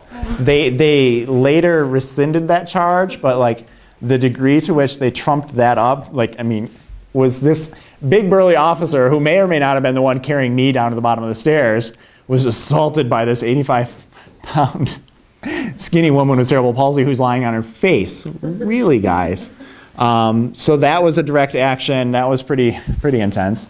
One of the first actions I was involved in that ultimately was one of the most successful was actually Bill Clinton was still our president, and there was some initiative that was going to give like $1 billion to the nursing home industry. And again, there we are saying, why are you doing this? Like, isn't it time to think a little bit more intelligently about this? Isn't it time to do community services, to do home care, to do housing? So we went and we did a protest at the White House, and there's probably 500 of us. And it was May in DC, which is beautiful. So it was a beautiful, basically summer day. And we chained ourselves to the White House fence for the day. Literally chained ourselves, big thick chains running through the wheelchairs, intermingling with the fences. Dollar store handcuffs. So cuffing chairs together, cuffing chairs to the White House fence with these dollar store handcuffs. From that, ultimately, the Clinton administration agreed to meet. So some of our folks went in to meet with staff. So we were satisfied for the day, kind of left, did our thing. Conversations continued with the administration for a while. And ultimately, out of that, they took the $1 billion that they were going to give to the nursing homes and did $990 million. I'm not sure where the other $10 million went. Did $990 million to the Real Choice Systems Change grants, which were basically money for pilot projects or innovative ideas around community services. So it was $1 billion redirected by 500 of us, chaining ourselves to the fence for a sunny summer afternoon. And if my math serves, that's about $2 million per body. If I could make $2 million dollars of change every time I chained myself to anything. I would just not stop. Anybody want to guess how many times I've been arrested? How's that for an icebreaker at a party? That was a question I was going to ask you. That was a question. All right, I'm asking you now. 25. What else? Dozen. Any other takers? 50. 0. 35. I'm right in the dozen range. I've actually, I don't remember. It's not a very big number, but apparently I can't count that high. I've been arrested around a dozen times in different protests, generally charged with things like trespassing, disorderly conduct, refusal to disperse. There's this great charge they give you in DC periodically called incommoding. Anybody define incommoding? Look it up sometime. It equates basically to, I think, inconveniencing government. So we were charged with inconveniencing government. And again, if I could inconvenience government every day, I would probably do it. So a variety of charges over the years. I think I like to throw it out. It's even more fun if I do it at the beginning when I'm looking like this. With my nice clothes, I'm sorry, I hit the microphone. I might have popped somebody's ears back there. Nice clothes, nice tie, again, the short Republican haircut, and then I introduce myself as having been arrested 12 times in protests and having chained myself to different things. Also involved in our group at various different ends of the spectrum. I mean, we definitely have some people who have been very involved who have never chosen to be arrested, so we have some people who have been in lots of protests and who answer 0. There's one woman who works for us who has been involved for a lot of years, and I mean disability rights, but in other civil rights and civil disobedience movements as well. And you look at her and you just kind of know. So she's African American. She has dreads that come down to her butt. Wheelchair user. She's legally blind. She has a seizure disorder, and she's a lesbian. You name it, she's it. She has a lot of reasons to be angry. So she has been arrested 117 times. And she keeps count. She can count to 117. I can't count past 12. And again, I mean, her, you look at her, you just kind of know it. One of our other staff, very calm demeanor. She was a lawyer. So she has a Juris Doctorate. She was a practicing attorney for a lot of years. She worked for the state of California as an attorney. She was an executive director at an independent living center. She dresses incredibly professionally, mild-mannered, soft-spoken. 50 times she's been arrested. And you don't see it. Like Diane, you're like, oh, she's nice. She's like kind of a young grandma, kind of sweet. No. She'll chain herself to anything, too. And I think, well, I've opened that can of worms. What do you guys want to know about all that? We said we were going to ask me how many times I got arrested. We answered that one. I'm blown away at how effective that changing yourself was. That's huge. That was amazing. Yeah. It's kind of helpful. It is. I think, I mean, unfortunately, I think something like that only comes every few years, every 10 years. We had, I mean, the positives and negatives of it, like where we mentioned earlier the debacle that we had last summer between us and Maggie Brooks. Maggie Brooks has basically held a grudge against us because we did a couple of protests that embarrassed her, that when she first came in, she was proposing, she and a few other county executives had a proposal to cut personal care hours in half. And it was that straightforward. Like normally out of politicians you hear things like utilization review. We're going to maximize the usage. We're going to curtail waste. These things that don't really mean anything. But her proposal was to cut personal care hours in half. Personal care is at-home care. And if you cut those hours in half, you're left with half, right? So we had our members at that point were calling up saying sort of which half you're going to cut. Am I not going to be able to get out of bed, or am I not going to be able to get to bed? Not going to be able to have dinner, or am I not going to be able to go to the bathroom? Like, which of these things is acceptable for you? So she had made that proposal. We did a protest that was embarrassing to her. There was another time where we were at loggerheads with the bus company, who was the main proponent behind the whole Renaissance Square initiative in Rochester. So at one of the Renaissance Square big presentations, they had their architect, who was from Israel at the time, come in, and we did a protest interrupting the whole show, targeting the bus company, embarrassing the county executive.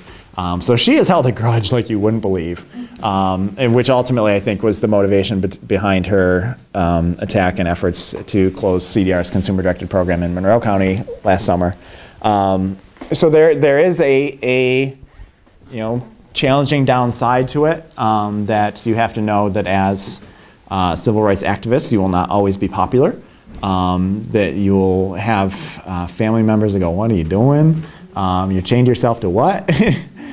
You saying what in the middle of the street?" That especially when you're doing it, like when we do it nationally, there's a comfort level of sort of anonymity, that you're in DC, really you're never going to see any of these people again. When we protest things in Rochester, I know that I'm going to see them in Wegmans. And it's going to create some awkwardness, and people know where I live and where I work and who my wife is, and that there's that at least discomfort, and then sometimes there is sort of blowback. On the other side of that, we had protests. One time we protested Senator Schumer. Schumer was relatively new at the time. He had pledged to support our federal legislation called the Community Choice Act. He had pledged that he was going to do it. He didn't do it. He didn't do it. He didn't do it. He was dragging his heels. So shortly after 9/11, he was up in a suburb of Rochester in Greece, and he was doing sort of a town hall speech and a listening forum to talk about Homeland Security issues. So he talks, and he gets done, and he sort of invites the audience to now ask questions, and we interrupt and start chanting and calling him out for his failed pledge. He could have gone the Maggie Brooks route and been embarrassed by this and held a grudge and never talked to us again. But he engaged us at that time, said, "Oops, sorry, I'll do it. Here's my chief of staff, hook up with him, make sure that we get it done." So he did. He followed through. He got signed on to that. Over the years, there were a couple other times. Like one time, the Senate Finance Committee that he was on was having a hearing on long-term care Medicaid, which is our issue. That's where a lot of the Olmstead stuff comes into play. And we were taking a busload of people down from Rochester, and some people were coming from New York City and some from Albany to go to this hearing to let the federal senators know that this is an important matter, that what you're hearing about today is not just a bunch of suits and lobbyists, that there are real people behind this. So we were taking a whole bunch of people down, putting a lot of work into it, and we were calling his office saying, "Is he going to be there?" And like, "Well, no, he has other commitments." So then we started like a statewide phone blitz on his office and just kind of tied up their phone lines for a day, which again could have annoyed them, could have embarrassed them, but ultimately he attended that hearing. We were there when he came in. We hooped and hollered, so he kind of felt like a rock star coming in. If you ever watch this stuff, not that I'm advising you to watch it, but if you ever want to watch this stuff on C-SPAN, in case you're really having a hard time sleeping, there's so much formality to these processions, especially in the Senate. Like the House is pretty formal, but the Senate is even more so. And a lot of, well, I want to recognize and thank my good friend, Mr. Senator so-and-so from such and such state, and thank you for the honor, and just this formality. So at this hearing that we're there, we've traveled overnight on a bus, and we're all in like blaze orange t-shirts, like we're not obvious enough. So the hearing starts, and like the chairman of the hearing is starting to do this formality stuff and blah, blah, blah. And Schumer cuts him off. To say, basically, I want to thank all my people from Rochester from coming down, and we hoop and holler. So he's done kind of a shout out, and we've rewarded him. So on the side out of that, though, I end up starting to talk to his health policy person, and he kind of after that, recognized the importance of this issue to his constituents, and he told her basically, do this. Whatever you can do to help this issue move forward, let's do it. So that really swayed Schumer to be a supporter. So he signed on to the bill, and then when healthcare reform was happening last year, a lot of the important maneuvering happened on Senate Finance Committee where Chuck Schumer was, where he's like second or third ranking Democrat. He was in a really powerful position. So out of that, he really negotiated into healthcare reform Ultimately, it's about $5 billion that's going towards what's called the Community First Choice option, which does, again, sort of, it's not everything that we wanted, but it's a lot of money to incentivize states to do more community services, to do more home care, service coordination, all the other things we've talked about tonight that you know, if Schumer wanted to be bitter because we had protested him, because we had done phone blitzes, you know, he could have been. But he was a much bigger person than that and just recognized the passion behind it and why we were doing those things. And has made some things to happen that are really pretty powerful.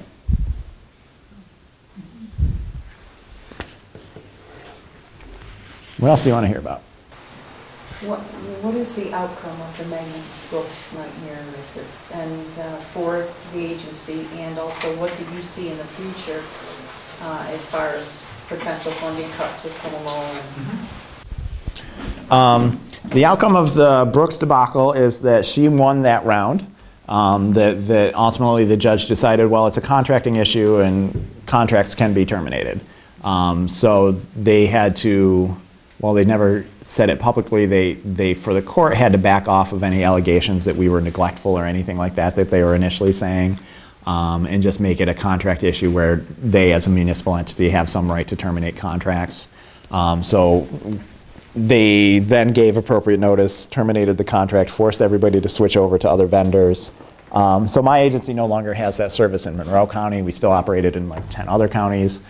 In Monroe County, we went from, there were a total of 360 people receiving the service in Monroe County. 300 of them were with us.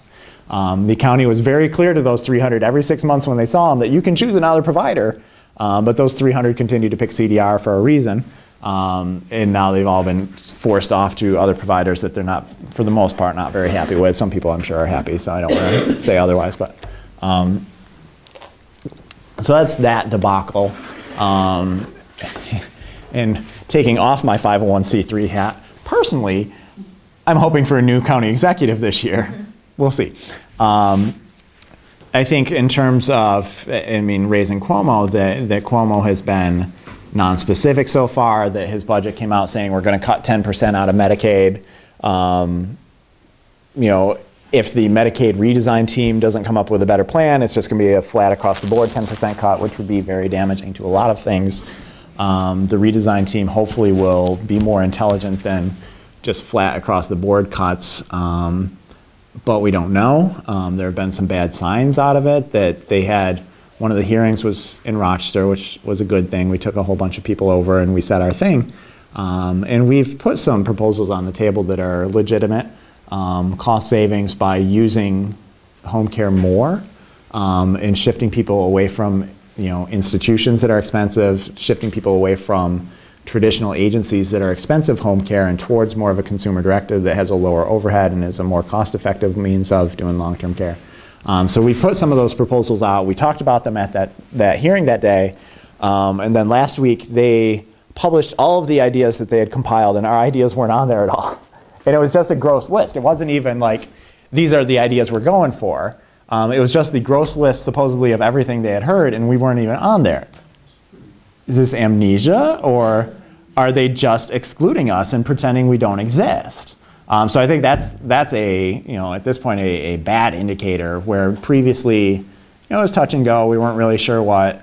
We were, I wouldn't say optimistic, but maybe guarded optimism that they might work with us. But that has been a pretty negative sign. And since that came out, and we've been trying to contact them, like the Medicaid director, whatever his title is, trying to contact those folks to say, where are we from that list? And they haven't even responded. So when they stop talking to you, it's generally a bad sign as well. What else? Yeah. Do you have, or have you taken any formal education in politics? Or is it all on the job training? Because I listen to organizers, and they know so much about how government works, and I think, I have no clue. Really, no. I mean, my degree was sociology. You know, I think in the course of that, I probably took a couple of really basic, I know it, and at RIT as one of my electives, I took like a, you know, American Government 101 kind of class. I mean, nothing Nothing real intense, just generalized, and I think everything else is, learning on the job or, on personal time. I mean, I ran for office 5 years ago too, so I learned a lot from my campaign manager back then and about election districts and canvassing and all these fun things that really actually benefit me a lot now to understand. That is, like when we were doing some of our canvassing for, in the midst of the Monroe County debacle, that we were targeting particular legislators. And we went back to election districts and who's in a sort of a vulnerable district where we can get education out, and, shake up their base a little bit, rather than like what we were initially doing is we were in the middle of the city and, the people in the city support us, but the people in the city, don't vote for Maggie Brooks in the first place, so she doesn't care. So then we took our message out more to the suburbs, and that was largely out of having a more of an understanding of politics and the election process and election engineering and stuff. How long does it take to organize, like to do a protest and to get the people together? I mean, what's the process with that? Because we have a good base and because we have lots of experience doing it, we could do one tomorrow morning. Not 500 people, but 30, 40, 50 people. We had one, we had done a giant protest in Albany. Pataki was our governor. Dave brought the students back then. So we shut down the Corning office tower, which is a 44-floor building. It's the tallest building for 100 miles around. And we had several hundred people from different independent living centers and 40 or so BSW students from Keuka. And we shut down the elevator banks and crowded our wheelchairs up against the doors and just massive protest. And then, that tower has the Department of Health, the Albany Department of Health offices. So eventually they were able to get out at the end of the business day, and we took everybody down. And some of us managed to get up the elevators before they turned them off on us. So we got up the elevators into the governor's lobby, where we were basically prepared to camp the night. I remember it was about 11:30 in the evening, and I was exhausted, so I stretched out laying on one of the benches. And right about that time, the officer comes in and starts saying, "You all understand that you are trespassing. The building is closed.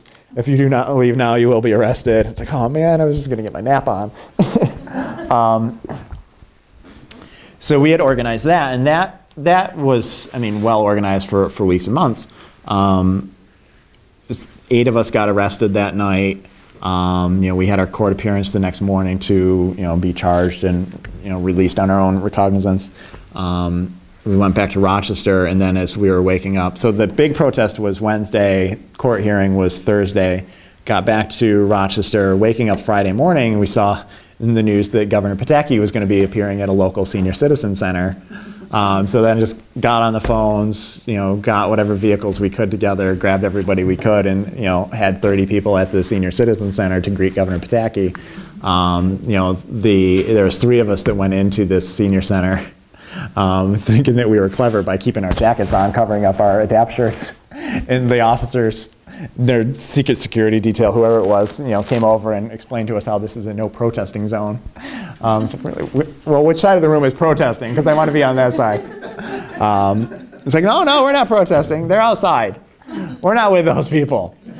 But Pataki starts, and and then we just started interrupting him and shouting him down. And it was, I think, the funniest thing I ever heard out of him, though, was my boss said something or other about how, well, you had 8 of us arrested Wednesday night, and he says, well, I can see why. Touché, Mr. Governor. One of the cool things for me in doing all of this in ADAPT, and I think largely with other community organizing, that I think it turns a real focus onto strengths. That I think a lot of what we talk about with disabilities, we talk about weaknesses. That when we have all the clinicians involved, it's that this person has functional deficits in this and needs accommodations in this, da da da da da. And it's all true and to a degree. But then when we do our adapt work and when we're doing, especially these direct actions, it's a lot more about what is this person's strength. And it's a lot about turning what are perceived weaknesses into strengths. And a couple of things that always strike for me is, you know, I said that some of what we do is really blockade down buildings or offices. And if you're trying to shut a door so that nobody can come or go from it, one of the greatest things in the world to have is a power wheelchair. So if I could have a 300-pound power wheelchair, preferably with a 300-pound person sitting in it, I'd be in my glory. Give me a few of those and I can block down any set of doors in the world. So that perceived weakness, where society normally sees that person, that wheelchair as weak, as undesirable, really becomes a strength. And then compare that with, I mean, ordinarily society would say that, you know, this girl who's, you know, 21 years old and 5'3" and 105 pounds, wow, that's the greatest thing in the world. No, not when I want to block a door. I need that power wheelchair. Move that skinny girl aside. And just really, that weakness becomes a strength. The other one that struck with me forever in that same way as we were doing a protest at the HUD office, the Housing and Urban Development in Syracuse. And in Syracuse at the time, it just had a storefront office, not a big operation. So we were in there protesting about, you know, the need for more accessible housing. There's probably some specific initiative. In one of the, you know, approaches of the powers that be in responding to that kind of, you know, community organizing, protesting, and responding to a civil rights movement is to try to split up leadership, to try to disconnect. And this was probably 2001, so definitely, you know, pagers, not so much. Cell phones, a few people might have had them, but not really. So the other modes of communication were not there like they are now. So we were doing this protest, and the cops identified that myself and Bruce, my CEO, were really kind of running the show. So they, at whatever opportunity they had, they grabbed him literally by his suspenders, yanked him out of the building. So I'm in the building, he's outside the building, so, you know, to some degree they feel they've severed the leadership. The problem for them is that we both know sign language, and the front wall is glass. So we just switch to sign language and just keep on communicating. Why? Because we work with deaf people every day. So that, you know, perceived weakness of being deaf and not able to hear, you know, has become a strength in this situation because we know sign language and we can communicate even if you interrupt it. So that for me is some of the cool moments of, like, you know, that weakness that society sees really right now is a strength that we couldn't live without. So I think that's some of the power and where I can always draw a little bit of my passion back from. We also have a guy that, I mean, he's gotten older, so he doesn't really travel with us very much anymore.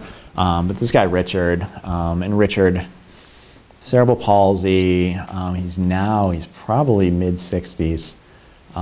Is really contracted, his body's really pretty seized up over the years. Very significantly speech impaired, like really difficult to understand him, like his mouth is pretty much locked.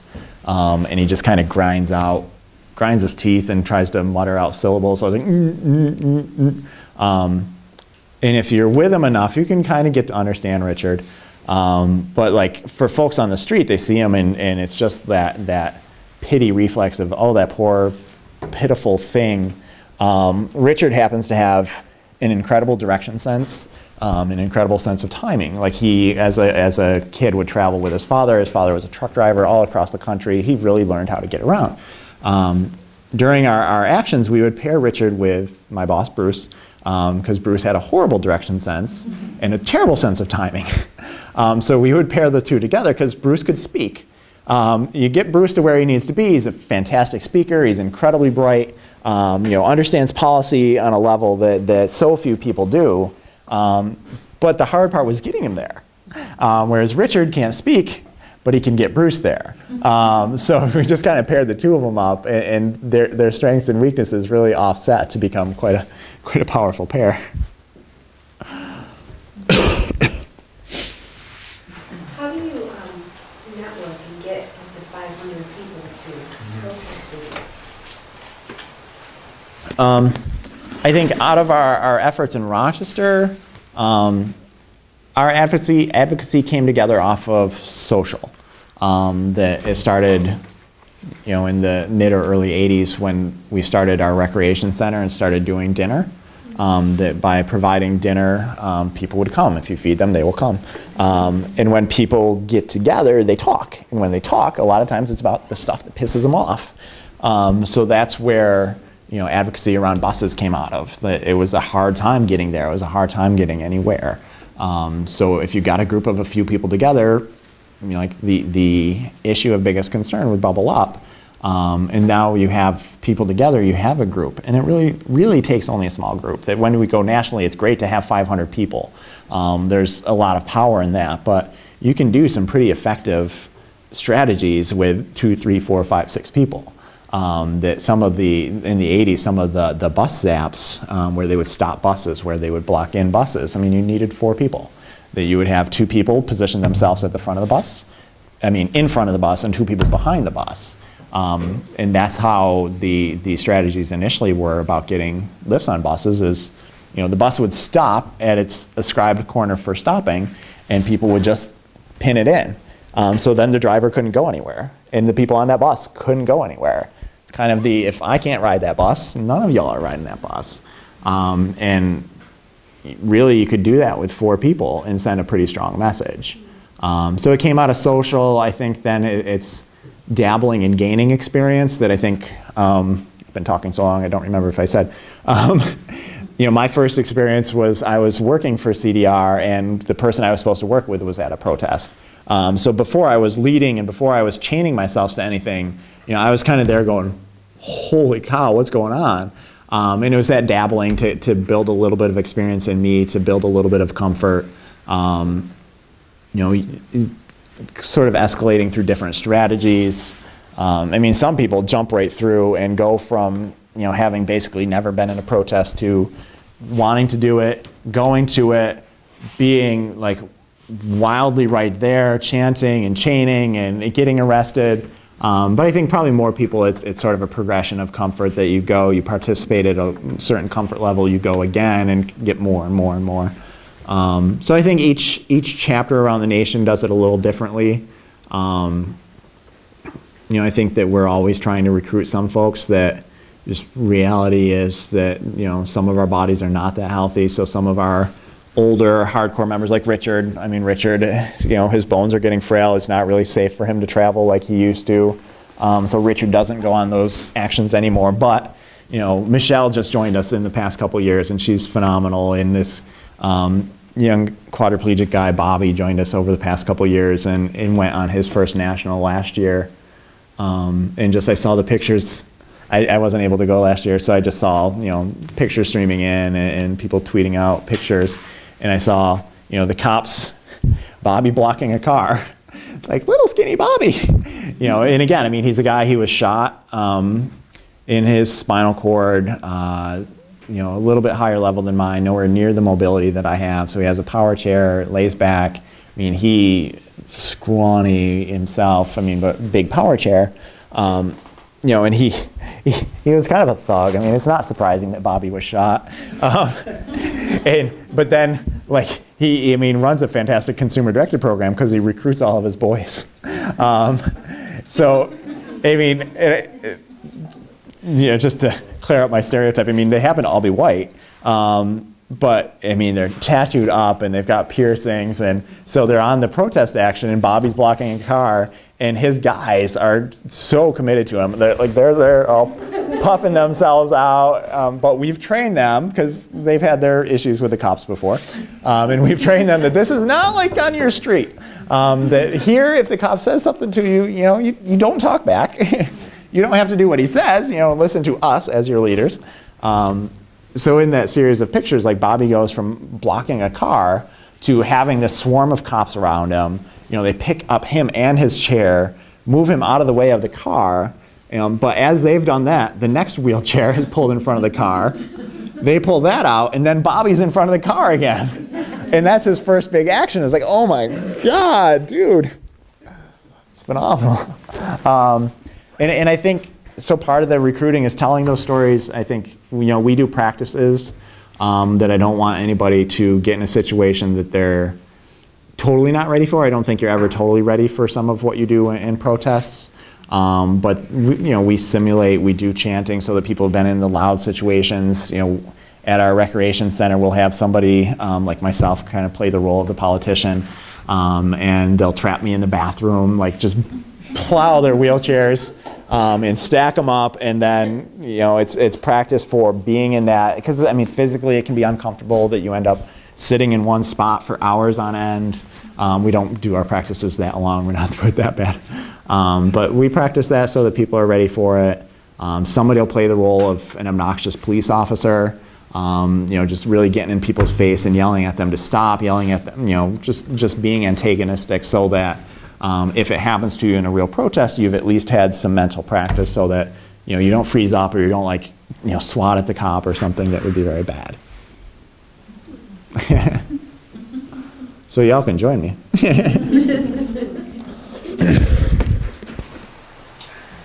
have like a email that goes out to people that this is what we're doing? Yeah, we try to keep people informed. We have some traditional email lists. We have the Facebook page that we use pretty actively, and we're on Twitter. So if you want to grab a card, or if anybody wants, I can just pass something around. You can write down your emails, and I'll be happy to add you all. I'll use these pages that I've already read off of and I don't need anymore. So if you're just like a name and an email, or how you prefer to be contacted, and I'll get you on an email list.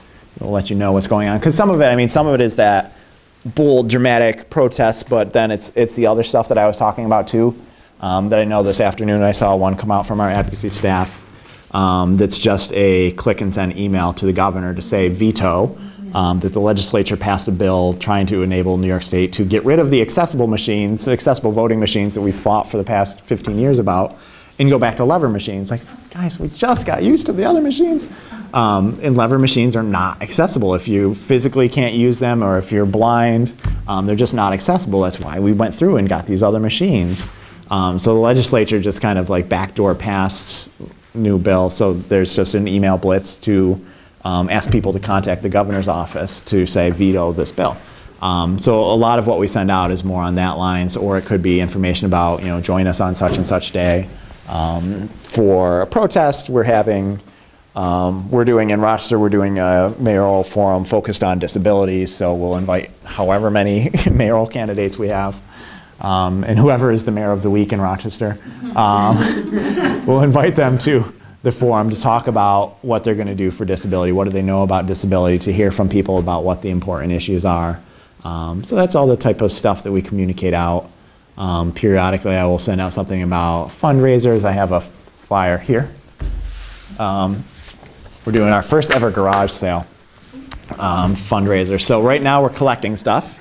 So if you're cleaning out and you got stuff that you want to give, or you're willing to give, we would be happy to take it. We can collect either in the Geneva office or Rochester. And then we're going to have a yard sale in both Geneva and Rochester. And that's the one specific for Geneva. If you're closer to Rochester, the sale is the week following what's on that one. So sometimes we'll be putting out information about things like that. Every now and then I put out about job openings that I want to highlight, so you can always go to our website as you are moving into careers. cdrnys.org/employment to see what's available. Chris, I've heard students ask, this group is probably even more so than a lot, they get really fired up watching something. They've been watching things by Howard Zinn, they watch some things by Advocacy, whatnot. And they get that kind of sense of consciousness about something, like, holy shit, I didn't know that was happening. But I don't really know what that first step is. What do I do about that? Which I think is just very normal, very typical. And any comments on that you would make? And then I want to ask you specifically about the social work profession and advocacy. I think the biggest danger is for people to look at too much all at once. That I think in going through college and moving from college into my career, where some of my friends didn't move along into doing anything, is because they looked at the whole picture of everything that's wrong. And when they looked at everything that's wrong and all the oppression and all the injustice, it was overwhelming, and it's like, well, what can I do? It's like, well, maybe you can't do this, but you can do this part. So I think, pick sometimes it's picking what's most important to you, or just picking what's available, like, what organizations are out there, instead of, trying to take on a crusade brand new on your own to find an organization like CDR or NAACP or NOW or Metro Justice or whatever else is out there, and join in their efforts and find a role for yourself, or talk to them and say, well, how can you use me? I can do this, how can you use me? Being involved in political parties and smaller parties and trying to affect change in that way. So I think most important thing is to focus small, which is, not what I do best. That I think there's a song by Disposable Heroes of Hypocrisy, goes back to early 90s, I think, and it's called Water Pistol Man. So it talks about being on a worldwide mission, trying to put out fires with your water pistol, but you didn't stop to squirt the flowers in your backyard. Like, where could you really, like, given what you have, given your resources, what's really the best use of your time? So that's, like, every now and then I have to kind of check myself back to, like, okay, probably can't change everything in the world today, probably can change something. And I think what you also said is that a term I would use, like some bootstrapping, that is, you start small, you build up your self-efficacy, you build up your belief in yourself, and it just gets easier. It just gets easier. Let me ask you about your thoughts on the social work profession, and I think these guys have heard me say some things I answered here and there, as it relates to advocacy, social justice advocacy in particular. Any thoughts, any comments? I think the social workers are in a great great position to do a lot of good advocacy, and I think I am frustrated by the number who don't. That I think, and honestly, it's one of my own challenges and something that I haven't been effective with as much as I want to in my own workplace, that I have a lot of staff, and a lot of very well-intentioned staff that are generally good about trying to help this one person resolve this one problem right now. But that they kind of stop there and don't necessarily see that part of their job as trying to eliminate that barrier for the next guy, or eliminate that barrier for my same person that's going to hit it again in a few months. So I think that social workers sometimes are too micro-focused and need to broaden out and see a bigger picture to it. I think in training my staff, I've shifted to talking about that the Center for Disability Rights, first and foremost, is a civil rights organization. That everything else we do is to support that goal. That it's great that we have service coordinators, it's great that we have home care attendants, it's great that we have skills instructors, but all of those things are in order to attain civil rights for people with disabilities. So I think that that's sort of how I've shifted my language and seen a little bit more receptiveness and understanding from staff and from volunteers at different levels. Dave said that he probably shared it, and he shared with me, so I repeat it now, that the Alinsky quote about social workers being the scourge of the earth. And I actually used that the other day when we were interviewing a person who was interviewing to be like our not exactly, but sort of a service coordination supervisor. That I want anybody who's working for us to at least to be challenged in that way, to know that where Alinsky positioned social workers as the scourge is that they were sort of pacifying the oppressed. That it's okay, you're making that person's problems less bad. You're making their life a little bit more bearable. But what are you doing to really change it? What are you doing to, in sort of the organizer's perspective, to use that anger, that really righteous and true and justifiable anger, to rise up and to rebel against the oppressors. So I was using that the other day to challenge the prospective employee. That I think, certainly in working at Center for Disability Rights, you need to be able to break out of that I'm just making life less bad, and into a, what am I really doing to kick the system, break down the doors, whatever analogies we want to make, to really change the system and make life better for all people, and especially the people with disabilities that we serve. And I think if you could all do me a favor, and when you learn the social work code of ethics, I almost almost the only time I ever hear about code of ethics is when somebody's explaining to me why they can't do something. I can't do that for so-and-so because of the social work code of ethics. I can't do that because of, I can't do that. I don't think code of ethics exists for you to not help. And to be honest, I've had the same problem with sign language interpreters, that I hear a lot about the code of ethics when it's that they can't do such and such.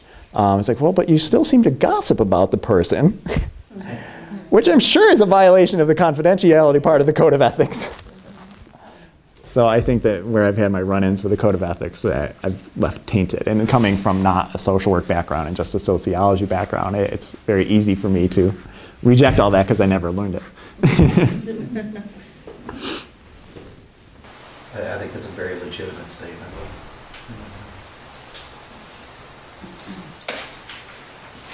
Any other questions, guys? What, did I interrupt? I was just going to say, looking to the future, and this is probably a given, potentially there's hopefully a change in government at some point with Manning Brooks. Are you going to look back towards the future goal of trying to regain that? I think so. I think CDR could become a provider of consumer-directed again in Monroe County in a couple of different ways that I think a different administration would be a significant change. There's also very realistic opportunity that New York State may be taking over most of Medicaid's administration. That right now we have 62 different counties and 62 different ways of implementing Medicaid.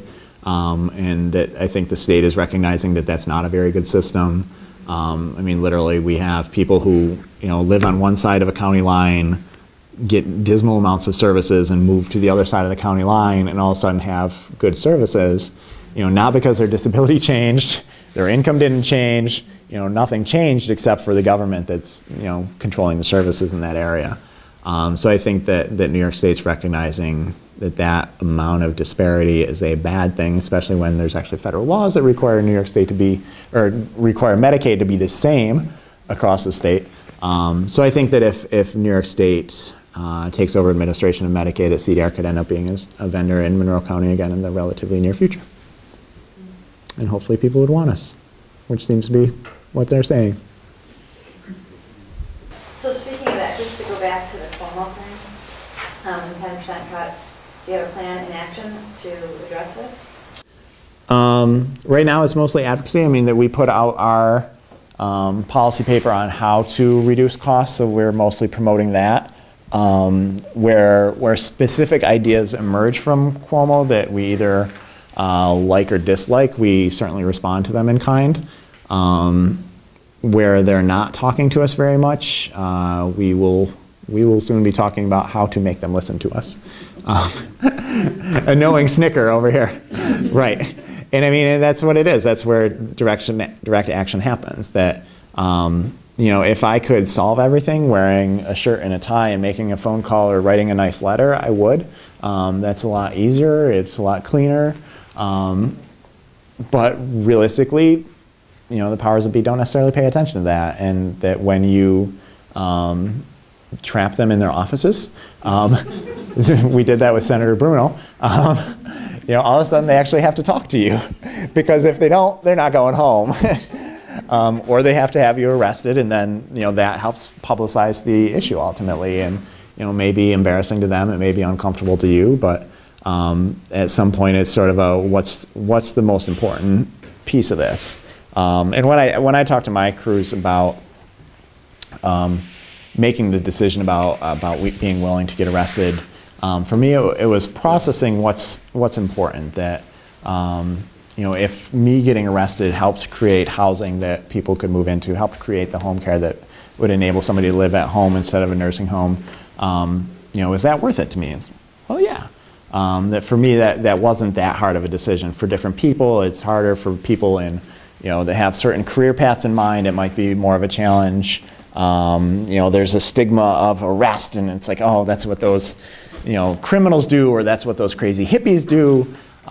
So I think all those things have to be, encountered and processed, but that ultimately it's about, is this going to help create a change that is valuable to me?